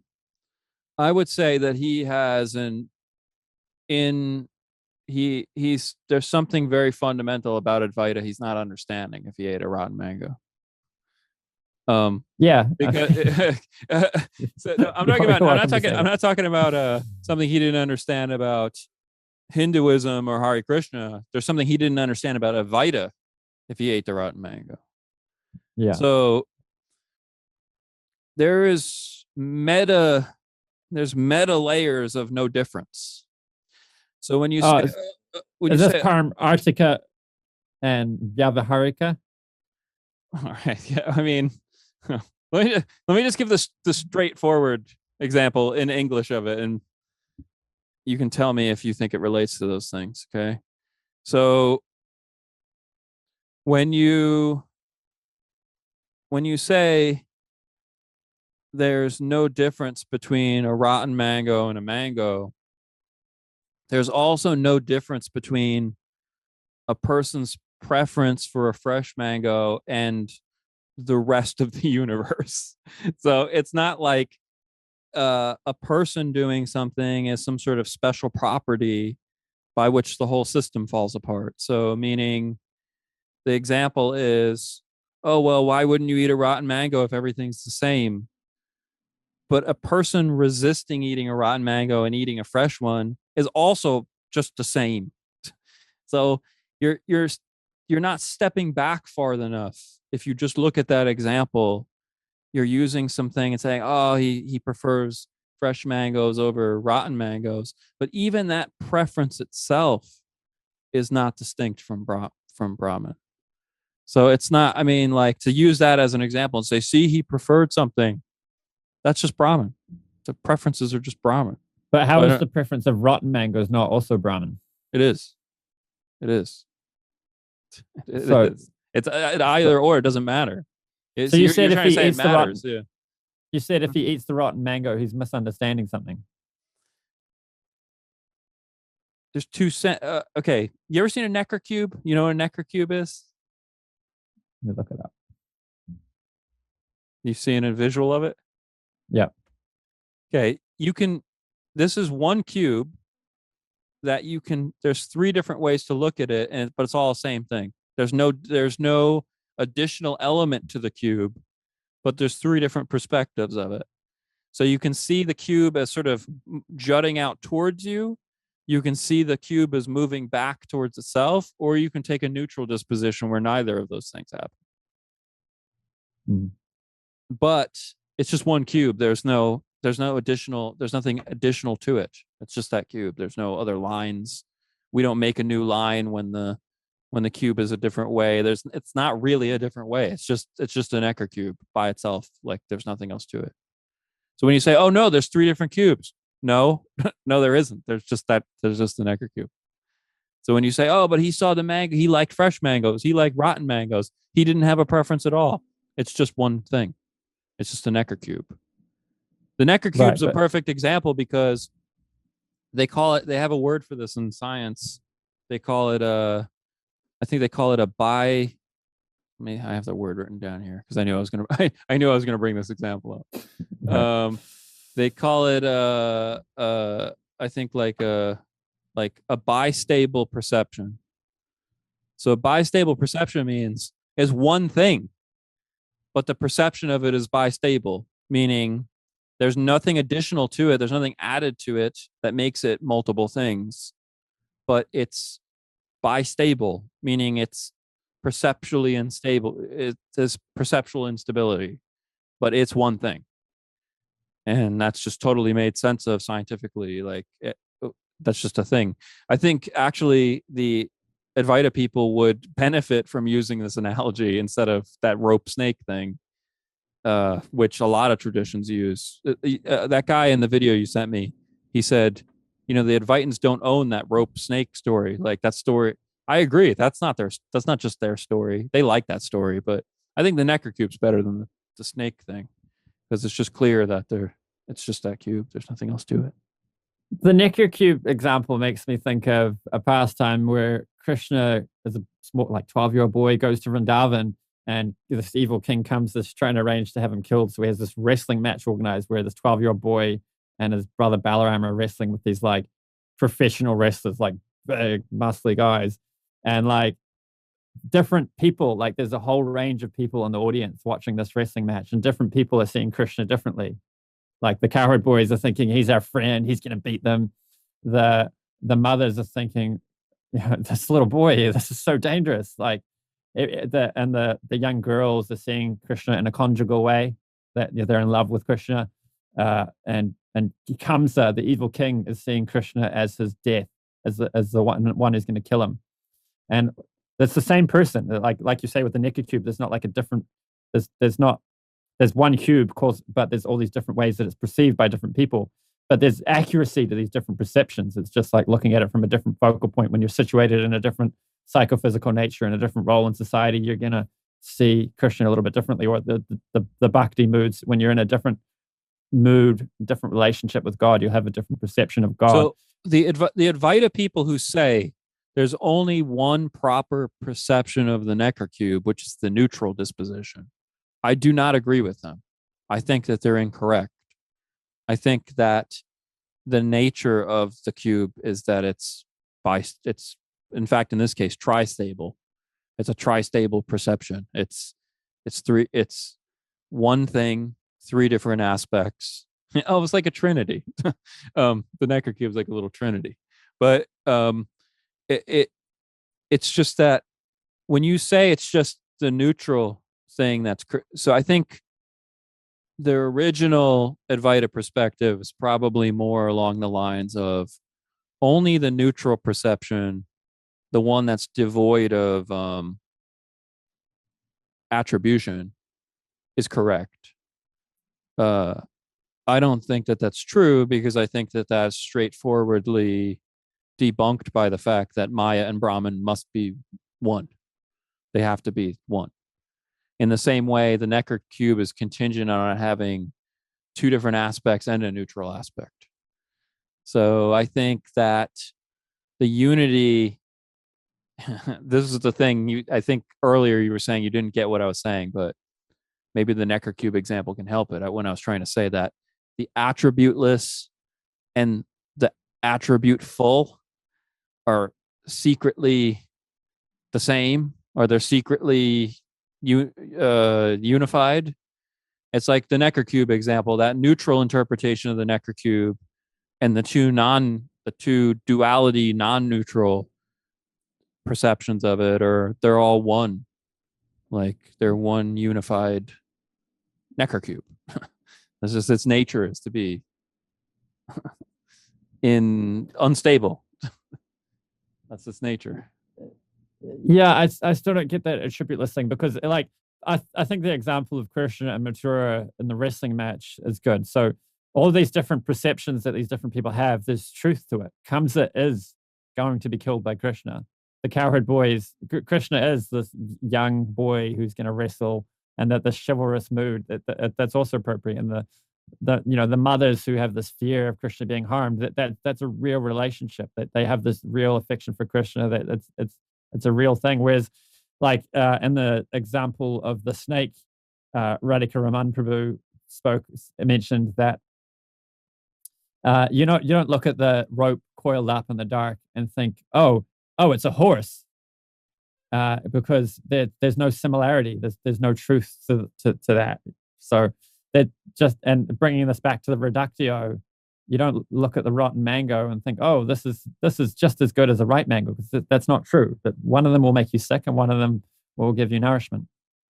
Yeah, hold on. I'm sorry. I have notes here that one of the things was the response about the rope, the reductio about the rope. So I think what's being misunderstood is that, like, okay, so the wrestling example was Krishna. There's an example from the early history of cinema that might help. So when movies first started, like when the invention of film started, there was a famous thing that was done that was a really like revolutionary thing, where people were like, whoa, that's crazy that you can do that. Like but it reminds me of the wrestling story. So they had this one shot of this guy's face where he kind of has a neutral expression like this. Like he just has a neutral look. You can't say he's happy. You can't say he's sad. You can't say he's surprised. It's kind of just a neutral face. And they would cut from this guy's neutral face to like a smiling baby in a crib. Then they'd cut back to his neutral face, and then they'd show some horrifying image. Then they cut back to his neutral face and then show something else. And what the people in the audience said was that when they saw him, the frame of that guy's face and then the baby, they were like, oh, he was looking so lovingly at the baby. And then when they saw his neutral face and then the horrors shown after, they said he was really looking disapprovingly upon the horror that he was seeing. This idea forms the basis of the Kuleshov effect, which is named after Lev Kuleshov. Here's Hitchcock doing his own version of Kuleshov's experiment. Now we have a close-up. Then we show what he sees. Now we cut back, and he smiles. Now what is he as a character? He's a kindly man. Now we'll put in a piece of film of a girl in a bikini. What is he now? The dirty old man. That's what film can do for you. It was the same. Right. It was the same frame. This is the same frame each time. It's what it was followed by. This reminds me of the wrestling story a little bit. I wouldn't want to take the hard position of saying the true reality is that his face is neutral, because like you could have a scientific investigation. They could examine the frames and say, we found out they're using the same frame each time. But I think the point in your story is that the way that, I would agree with this, that the way that the audience perceives it has its own reality beyond the fact that it's just this neutral frame each time. It's the relationship between that neutral frame and the frames that follow that form my feeling as an audience member. Like my perception of him looking lovingly at the baby is caused by the entirety of the film. Like the entirety of the situation is relevant. To scientifically remove those frames and to say, oh, they're all neutral, see? That is to forget that that frame is in the context of a movie. And the entire context validates the people's perceptions, even if it was the same neutral frame each time. So I don't know if this is agreeing with your view or not, but I think that you can collapse it into both. You can take both views. So you can say, oh, his face is attributeless if we only look at the frames. But if we look at it as a movie, his face is not attributeless because we've created the feeling of watching the movie. We did it. That's real.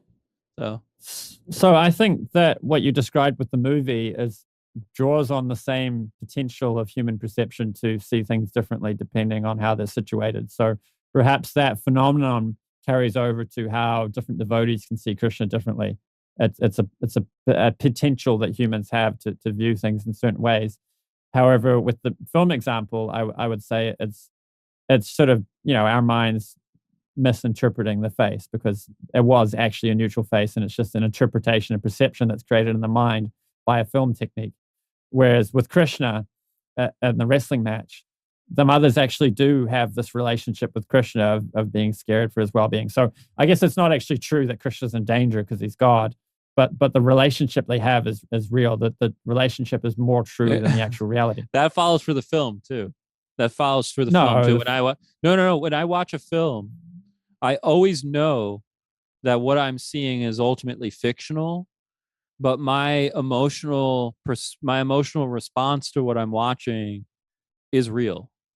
So meaning if I watch a sad movie and it makes me cry, because I'm so enveloped in the story, my emotional response to the film is real, even if the film is fictional. So, and I think this goes to the Krishna example, which is he's not really in danger. That's not really happening. That's a false belief that ultimate God is in danger. That can't be true. So in some way, they must have some false belief, but their perception and the meaning of that perception to them is real.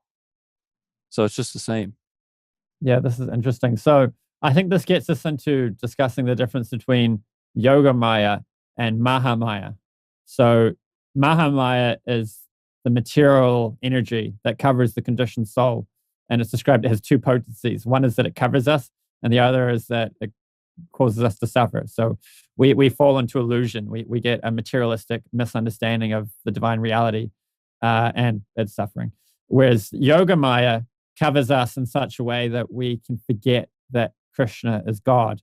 And it's for the purpose of Leela. It makes the Leela possible. Even Krishna, even the supreme absolute truth, is subjected to Yoga Maya. He becomes covered and forgets that he's God, but it enables Leela. So Leela is often translated to mean pastime. So the pastimes is God, what God does when he's not busy running the material energy. But actually, he isn't never busy running the material energy. He gets other people to do that. He's got engineers, the demigods that run that. He's always busy enjoying in Leela. So Leela is something you do because you want to, not because you have to. And when we enter into divine Leela, we're serving and having a loving exchange with God. And a little bit of misunderstanding is critical for that. But it's that the relationship is more real than the actual ontological facts, which we may be having a misperception of in order to facilitate the relationship. Yeah, but see, what you Whereas just... the movie is Mahamaya. The movie's not getting you into Yoga Maya. The movie's just another covering within a covering. I mean, the movie, to be clear, the movie is really just an analogy. But, what you just said about Leela, though, in fact, actually, I would say for you, it sounds dangerously close to the point that the Brahmin crowd is trying to make, which is that you just said that even Krishna is subject to Leela, correct? To Yoga Maya. To Yoga Maya, which expresses itself in Leela. Sorry, I'm trying to really understand. Yoga Maya facilitates the Leela, and the Leela is the pastimes which make the loving exchanges possible. But wait, specifically define Yoga Maya one more time, just because I have a point I want to make here. I just want to make sure. Yoga Maya is the covering which makes spiritual pastimes possible. So that's where Krishna forgets that he's God, so that he can be fully absorbed in the pastime. Yes, but Krishna forgets that he's God. He forgets. So remember when the guy was in the video you sent me was talking about the really big pot in the ocean? Yeah. It just kind of seems like you're just using different language to say that the Yoga Maya is what enables Krishna to become that really big pot. Like, I mean... No, because God exists ontologically. The facts of God are true. God's the source of all reality. All good qualities come from God. I mean, we don't have this idea you get in Christianity of creation ex nihilo. But there's something behind more this, eternal. When Krishna's participating in Leela, there's some background thing that he's forgetting about, right? I mean, aren't you admitting that there's something that he's forgetting about? You're trying to extrapolate from something which exists in perception to something which exists ontologically. So, but it exists in God's perception, right? So the way I understand it is God is compartmentalized. So there's one person, God, who has many expansions. And in order to facilitate rasa, which is, you don't really have a perfect English translation of the word, but rasa is kind of like flavor of spiritual enjoyment kind of thing. In order to facilitate different flavors of experience for God to enjoy. So God is the ultimate enjoyer. We don't enjoy. We when we are enjoying, we're in like genuine spiritual enjoyment. It's because we're pleasing God. So in order to facilitate these different experience of these different flavors, these different rasas, God is covered and forgets that he's God. But at the same time, there's another aspect of God which is all knowing. Okay. All right. I gotta bring it here. This is the perfect time to bring it to this place because it's on topic. So earlier I brought up this thing that they use in physics and science and philosophy called they call it Laplace's demon. Laplace's demon is a thought experiment, and it's a character that philosophers and physicists use to talk about a being that would know all facts. Like it would just know every fact that there was. But a lot of philosophers have pointed out that there's not just descriptive facts, there's also experiential facts. So like the descriptive fact about a wavelength of light is not the same as the experiential fact of red.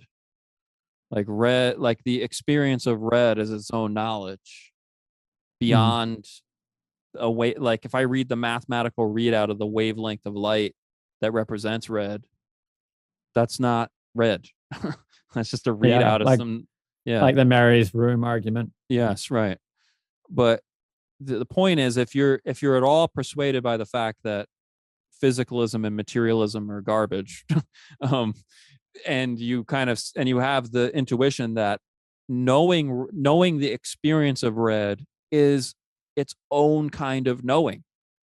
I don't know if you would agree to this point that knowing red experientially is a unique kind of knowing separate from the readout of the wavelength of light, and those are two different kinds of knowing. They're not the same. Yeah, definitely. Okay, Yeah. so wait. If you agree with that, the Laplace's demon argument changes. So remember, Laplace's demon is just sort of like a stand-in. They don't want to say God. They don't want to say Krishna. So they want to say something else. So philosophers who are uncomfortable with talking about God or talking about Krishna, they have to make up this thing called Laplace's demon. But Laplace's demon is just a stand-in for something that it's a stand-in for something that knows everything, right? So, but if you concede that experientially knowing red is a type of knowing, then Laplace's demon can't only just know all the descriptive facts. He now also needs to know all of the experiential facts.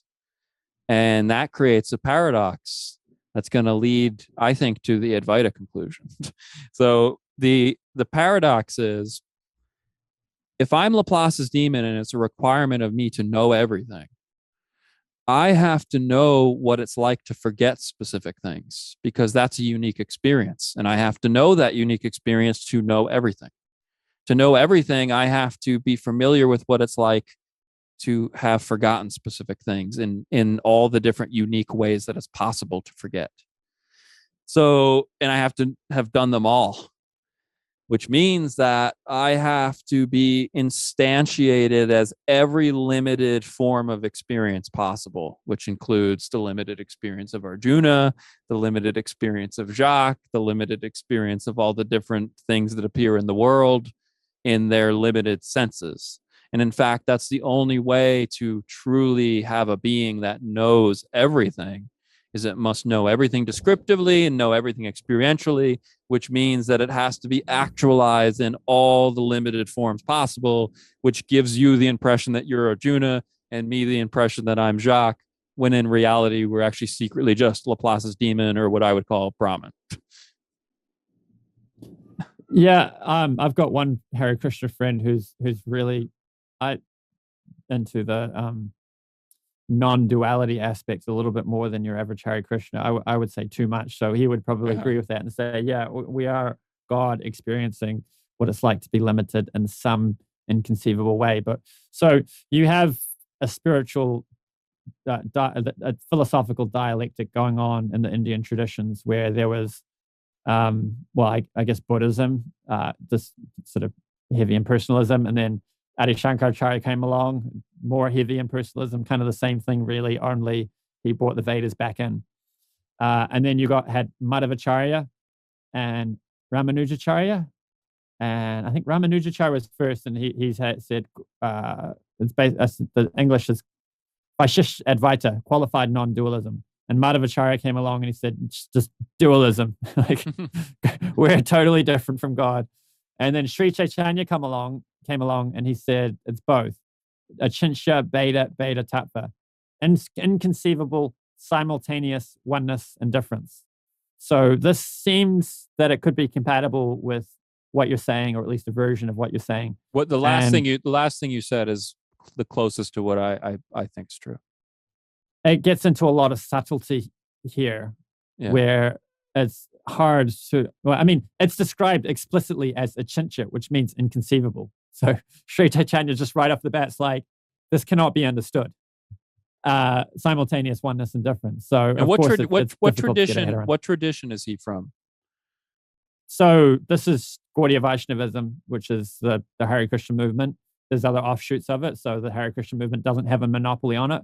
But basically, any branch that descends from Sri Chaitanya He appeared 500 years ago in West Bengal in India, traveled around India a bit, and he came in the Madhava Sampradaya. So the Brahma, Gaudiya, Madhava Sampradaya goes all the way back to Lord Brahma. Yeah. Madhvacharya was another prominent personality. Our philosophy is more similar to Ramanuja than Madhava, even though we're in the Madhava Sampradaya. Okay, wait, go back. So your philosophy is more or less familiar to the guy I just said I liked? Why are you familiar with any of these names? Ramanuja, Yeah, Madhva, I mean, yes, this history, Chaitanya. yeah, this history is not my expertise. So So like- Ramanuja is the one who said qualified non-difference. yeah, I like the guy. I like the guy who slapped it all together. So that's Yeah, Sri Chaitanya came along 500 years ago, slapped it all together. So that's Gaudiya Vaishnavism. yeah. So And that's anyone who calls a himself form of Hare Krishna. So we're a branch of Gaudiya Vaishnavism. There's other branches, and I wouldn't say anything critical of them. I mean, some of them have lost the plot, but some people in the Hare Krishna movement have lost the plot too. So there's genuine branches that aren't the Hare Krishna movement as it's seen in ISKCON in the West. There's other Vaishnava movements, but which aren't descending from Sri Chaitanya. But yeah, Sri Chaitanya came 500 years ago. Are you Gaudiya Vaishnava Sampradaya. Are you predisposed to agree with the Gaudiya Vaishnavism? Yeah. I'm a Gaudiya Vaishnava. So I call myself a Hare Krishna because we're seen in the street. We're the Hare Krishnas. If we mention the movie, we're called the Hare Krishnas. So just wear the name that we're given. People know it. But I like if this. I wanted to like be technical, yeah. I'm a Gaudiya Vaishnava. Well, see, I like this technical thing because it makes you more relatable. Because now I can think about what you just said, and I'm actually serious when I say when you laid all those things out. You laid, oh, it's non-dual. No, it's dual. No, it's actually non-dual and dual, like all like in a washing machine tumbling together around. Like, that last one is the one that's my philosophy. All right. So you can go around and start saying you believe in achintya beta tattva. I don't know. Inconceivable, simultaneous. So achintya means inconceivable. Beta means different. Abeta means non-different. Tattva is basically an ontological term. It refers to categories. So when you say tattva, you're describing an ontological category. So the ontological category or the ontological view of inconceivable, simultaneous oneness and difference. I love that. That sounds like my view. I have to use the bathroom really quick. I'll come right back if that's okay. A few moments later. Okay. We need to unpack what we mean by simultaneous oneness and difference. So some people understand this to mean a true contradiction, kind of like what is it called? Dialetheism. Dialetheism. Yeah. Dialetheism. Yeah, I'm not into true contradictions being the case. I think that what it means is there's ways in which we're one with God and ways in which we're different from God, and we can't really fully understand that. Yeah, so I would say I'm more sympathetic with the dialetheism, and I'm more sympathetic to. But I do like what you're saying about we actually can't understand the way that these things are really situated. So I do agree that there's some sense in which we're actually really powerless to put all the pieces together. It's never going to happen. But I don't mind things being. There's a position in philosophy called trivialism. Have you ever heard of it? No. Okay, so what trivialism says, what's great, it's amazingly silly and funny and wonderful philosophy that says all propositions are true. And it's impossible to disprove trivialism because all arguments against trivialism are an argument in support of trivialism. So if you say, well, I think trivialism's a pile of crap, trivialists will go, trivialism agrees with that statement. If you go, Krishna's God, trivialism agrees with that statement. If you say such and such is evil, trivialism agrees with that statement. Any argument against trivialism agrees with. So therefore, try to disprove trivialism. So there's a nice catchphrase, which is, I reject the teachers and teachings which teach that I should reject teachers and teachings. It's like if you have a number 8 ball and you ask it questions like, and then one of the questions you ask it is, should I trust the number 8 ball? And number 8 ball says, no, you shouldn't trust us. So why would I trust a philosophy which tells me I shouldn't trust it and says it's a true proposition? Because I mean, I could give a reason. Because you've reached a level of spiritual attainment where you're okay with silliness. Okay. Yeah. I don't know if that's really much of an answer. I think it's a virtue to transcend reason. I think we should transcend reason. And I could give arguments. I could give reasonable arguments why you're going to give me some reasons why reason should not be taken. But then again, all reason can do is circularly beg the question for reason. So it goes. Yeah, so something's got to be self-evident, and I would say logic is self-evident. I think it's self-evident that something can't simultaneously be fully green and fully yellow. Yeah, I'd say non-reason is self-evident. So, right. I mean, I don't really know if there's much of a debate to be had other than that. If you think reason isn't self-evident, then I can give you. We can't really have a conversation about. Well, it. I can give you a perfect example before we go. That's a little jab at the scientific folks in the audience. The people who think that science is ultimate. So I'll give a little argument against the materialist position, but also that's simultaneously an argument against reason, using reason. You'll like it, I think. It's good ammunition against the people who think science is ultimate. So science would say, or I'm T-Jump now. Let's say for a second, I'm now T-Jump. I'm assuming the character of T-Jump, right? My Leela right now is I've become the avatar of T-Jump. So what I want to say to religious people is, first of all, reality doesn't care about you. Like reality was here before people and it doesn't give a crap about you. Like the universe will do whatever it wants. It'll wipe the planet Earth out. It just ultimately doesn't care about you. That'd probably be a position he'd get on board with, is that reality as a whole, the universe as a whole, is indifferent to people. It doesn't care. And in fact, it doesn't care about any human project. And religion is just a human project. But then again, if you concede that religion is just a human project, you have to concede. Oh, sorry. Yeah, okay. All right, yeah, I got to go in a few minutes. Okay. This would be my closing statement.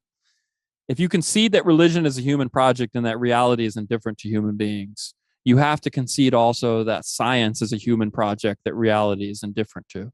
Reality is indifferent to the human project called scientific inquiry.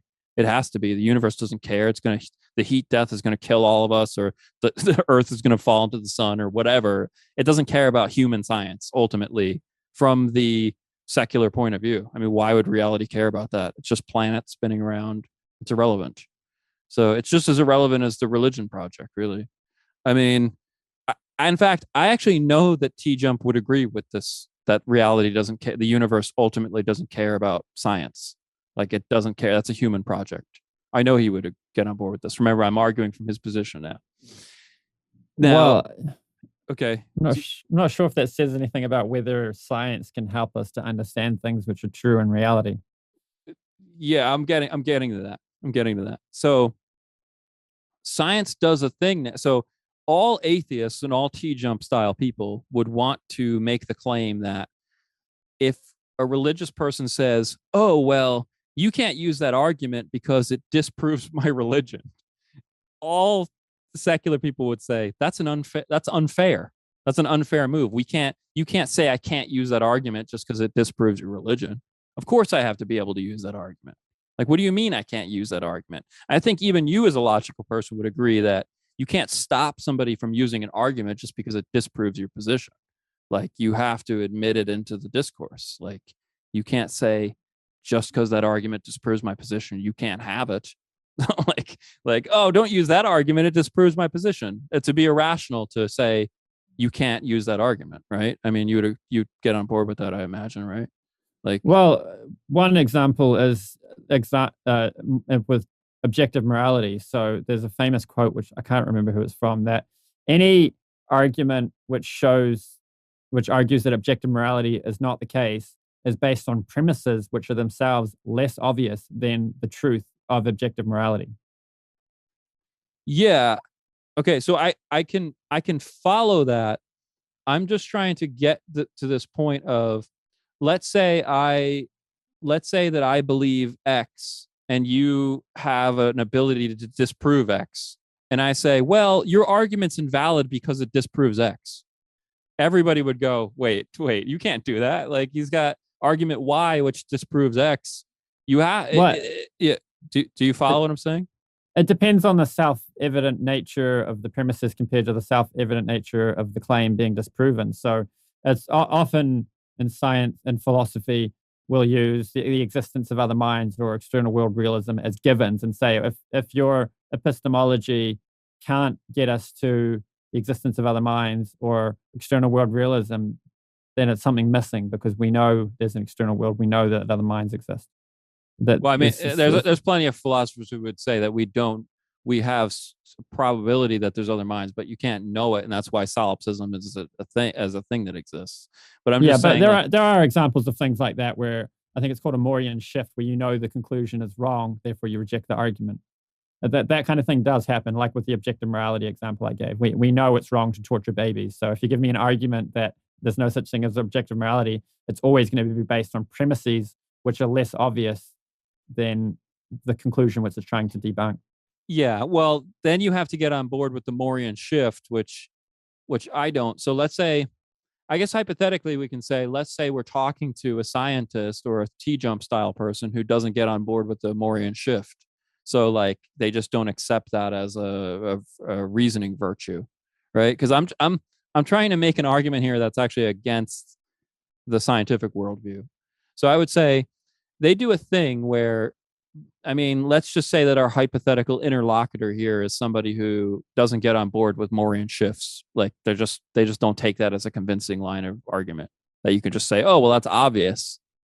Well, why is that obvious? We could go forever. There's Agrippa's trilemma. Well, if somebody doesn't accept that, then they can't have any foundation for any epistemological starting point of any sort, because anything you could say to them, like suppose they accept the laws of logic, you could just say to them, well, how do you know the laws of logic true? And if they really were consistent in their philosophy, they'd say, oh, I don't know they're true.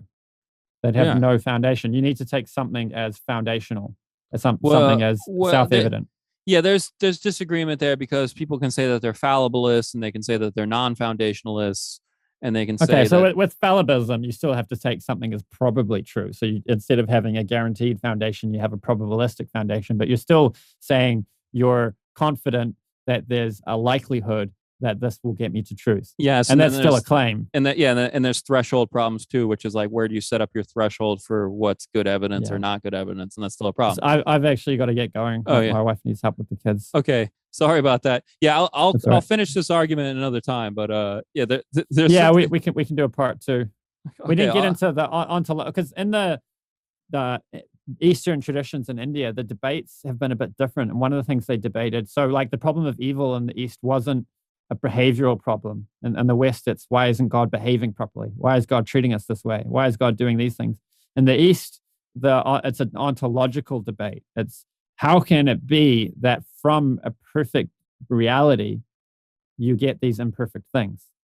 How can it be that from something that's full of all good qualities, you get this world which appears to have bad qualities? So these are the kinds of debates they have, and that's something we didn't really touch on. So maybe we could do that next time. We should talk about that, because I feel like that problem is actually a problem for the Hare Krishna and the Advaita person. They both have that problem.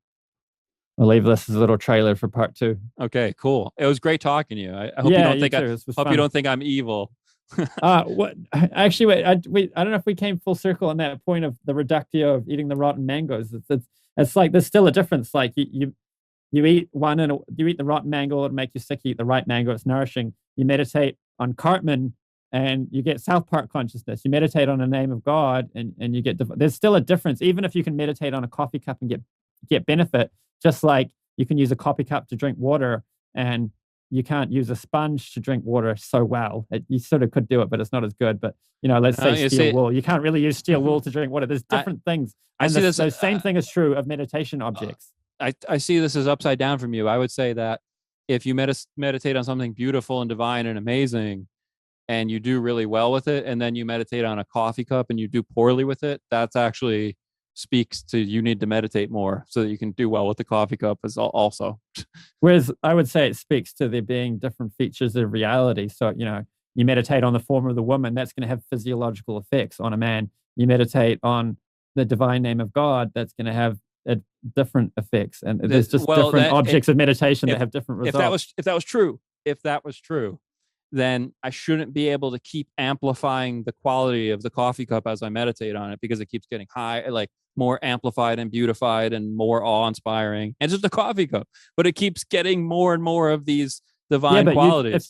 If you do that with the form of God or with the holy name of God, it'll take you further faster.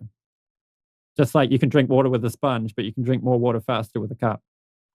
I mean, I already told you earlier that I think that if you meditate in a beautiful forest, you will go faster, quicker. But I still think that then when you get in a non-ideal situation, if I'm meditating on piles of garbage and there's plenty of garbage around, I'm going to be doing well with that because that's what I'm exposed to. So meaning if I'm in beautiful forests and then you stick me in a smelly subway station, I might be like, oh man, this is a terrible place to meditate. I want to be able to meditate everywhere. I want universal meditation that is never ending, no matter where I am. That brought up a perfect example. So there's Krishna Das, no, not Krishna Das Babaji. Gorakishore Das Babaji was the guru of Bhakti Siddhanta. So two really important personalities in our tradition. He didn't like materialistic people coming and bugging him and asking for benedictions all the time. So he would chant in the latrine. So in India, there's like a part of the river, so it wasn't like a toilet. It was just like a part of the ground where everyone would defecate and urinate and stuff. And he would meditate there so that nobody would bug him. The smell was so bad that everyone stayed away. And he would do his meditation there so that he could be left alone and just meditate on God. But he was chanting God's holy names. He wasn't meditating on a cup. So that's an interesting example. But generally with meditation, it's considered if you have a clean room, if you're showered, if you're eating a healthy diet, if you're exercising, then you can actually focus. Whereas if you're like hungover from the night before, your room's a mess, you're not eating properly, you don't have proper nutrition, it'll be hard to meditate. Do you concede that it takes a higher level of meditative prowess to be able to meditate effectively by a latrine? You're going to, if you're a regular person, they might meditate. Yeah. They might meditate fine in a comfortable room. You put them next to a latrine, and they're not going to meditate well. But his object of meditation was holy names of God. Yeah, and I guess the location was something where his external body was. His internal meditation was on names of God. He wasn't meditating on coffee cups, and he wasn't meditating on the latrine. He was absorbed in something divine. Next time we can talk about the fact that when I meditate on a coffee cup, I'm actually not meditating on it being a coffee cup. I'm meditating on some transcendent aspect of it. But okay. All right. Cool. All right. Okay. Nice chatting. Cool. Nice chatting with you too. All right. Yeah. Talk soon.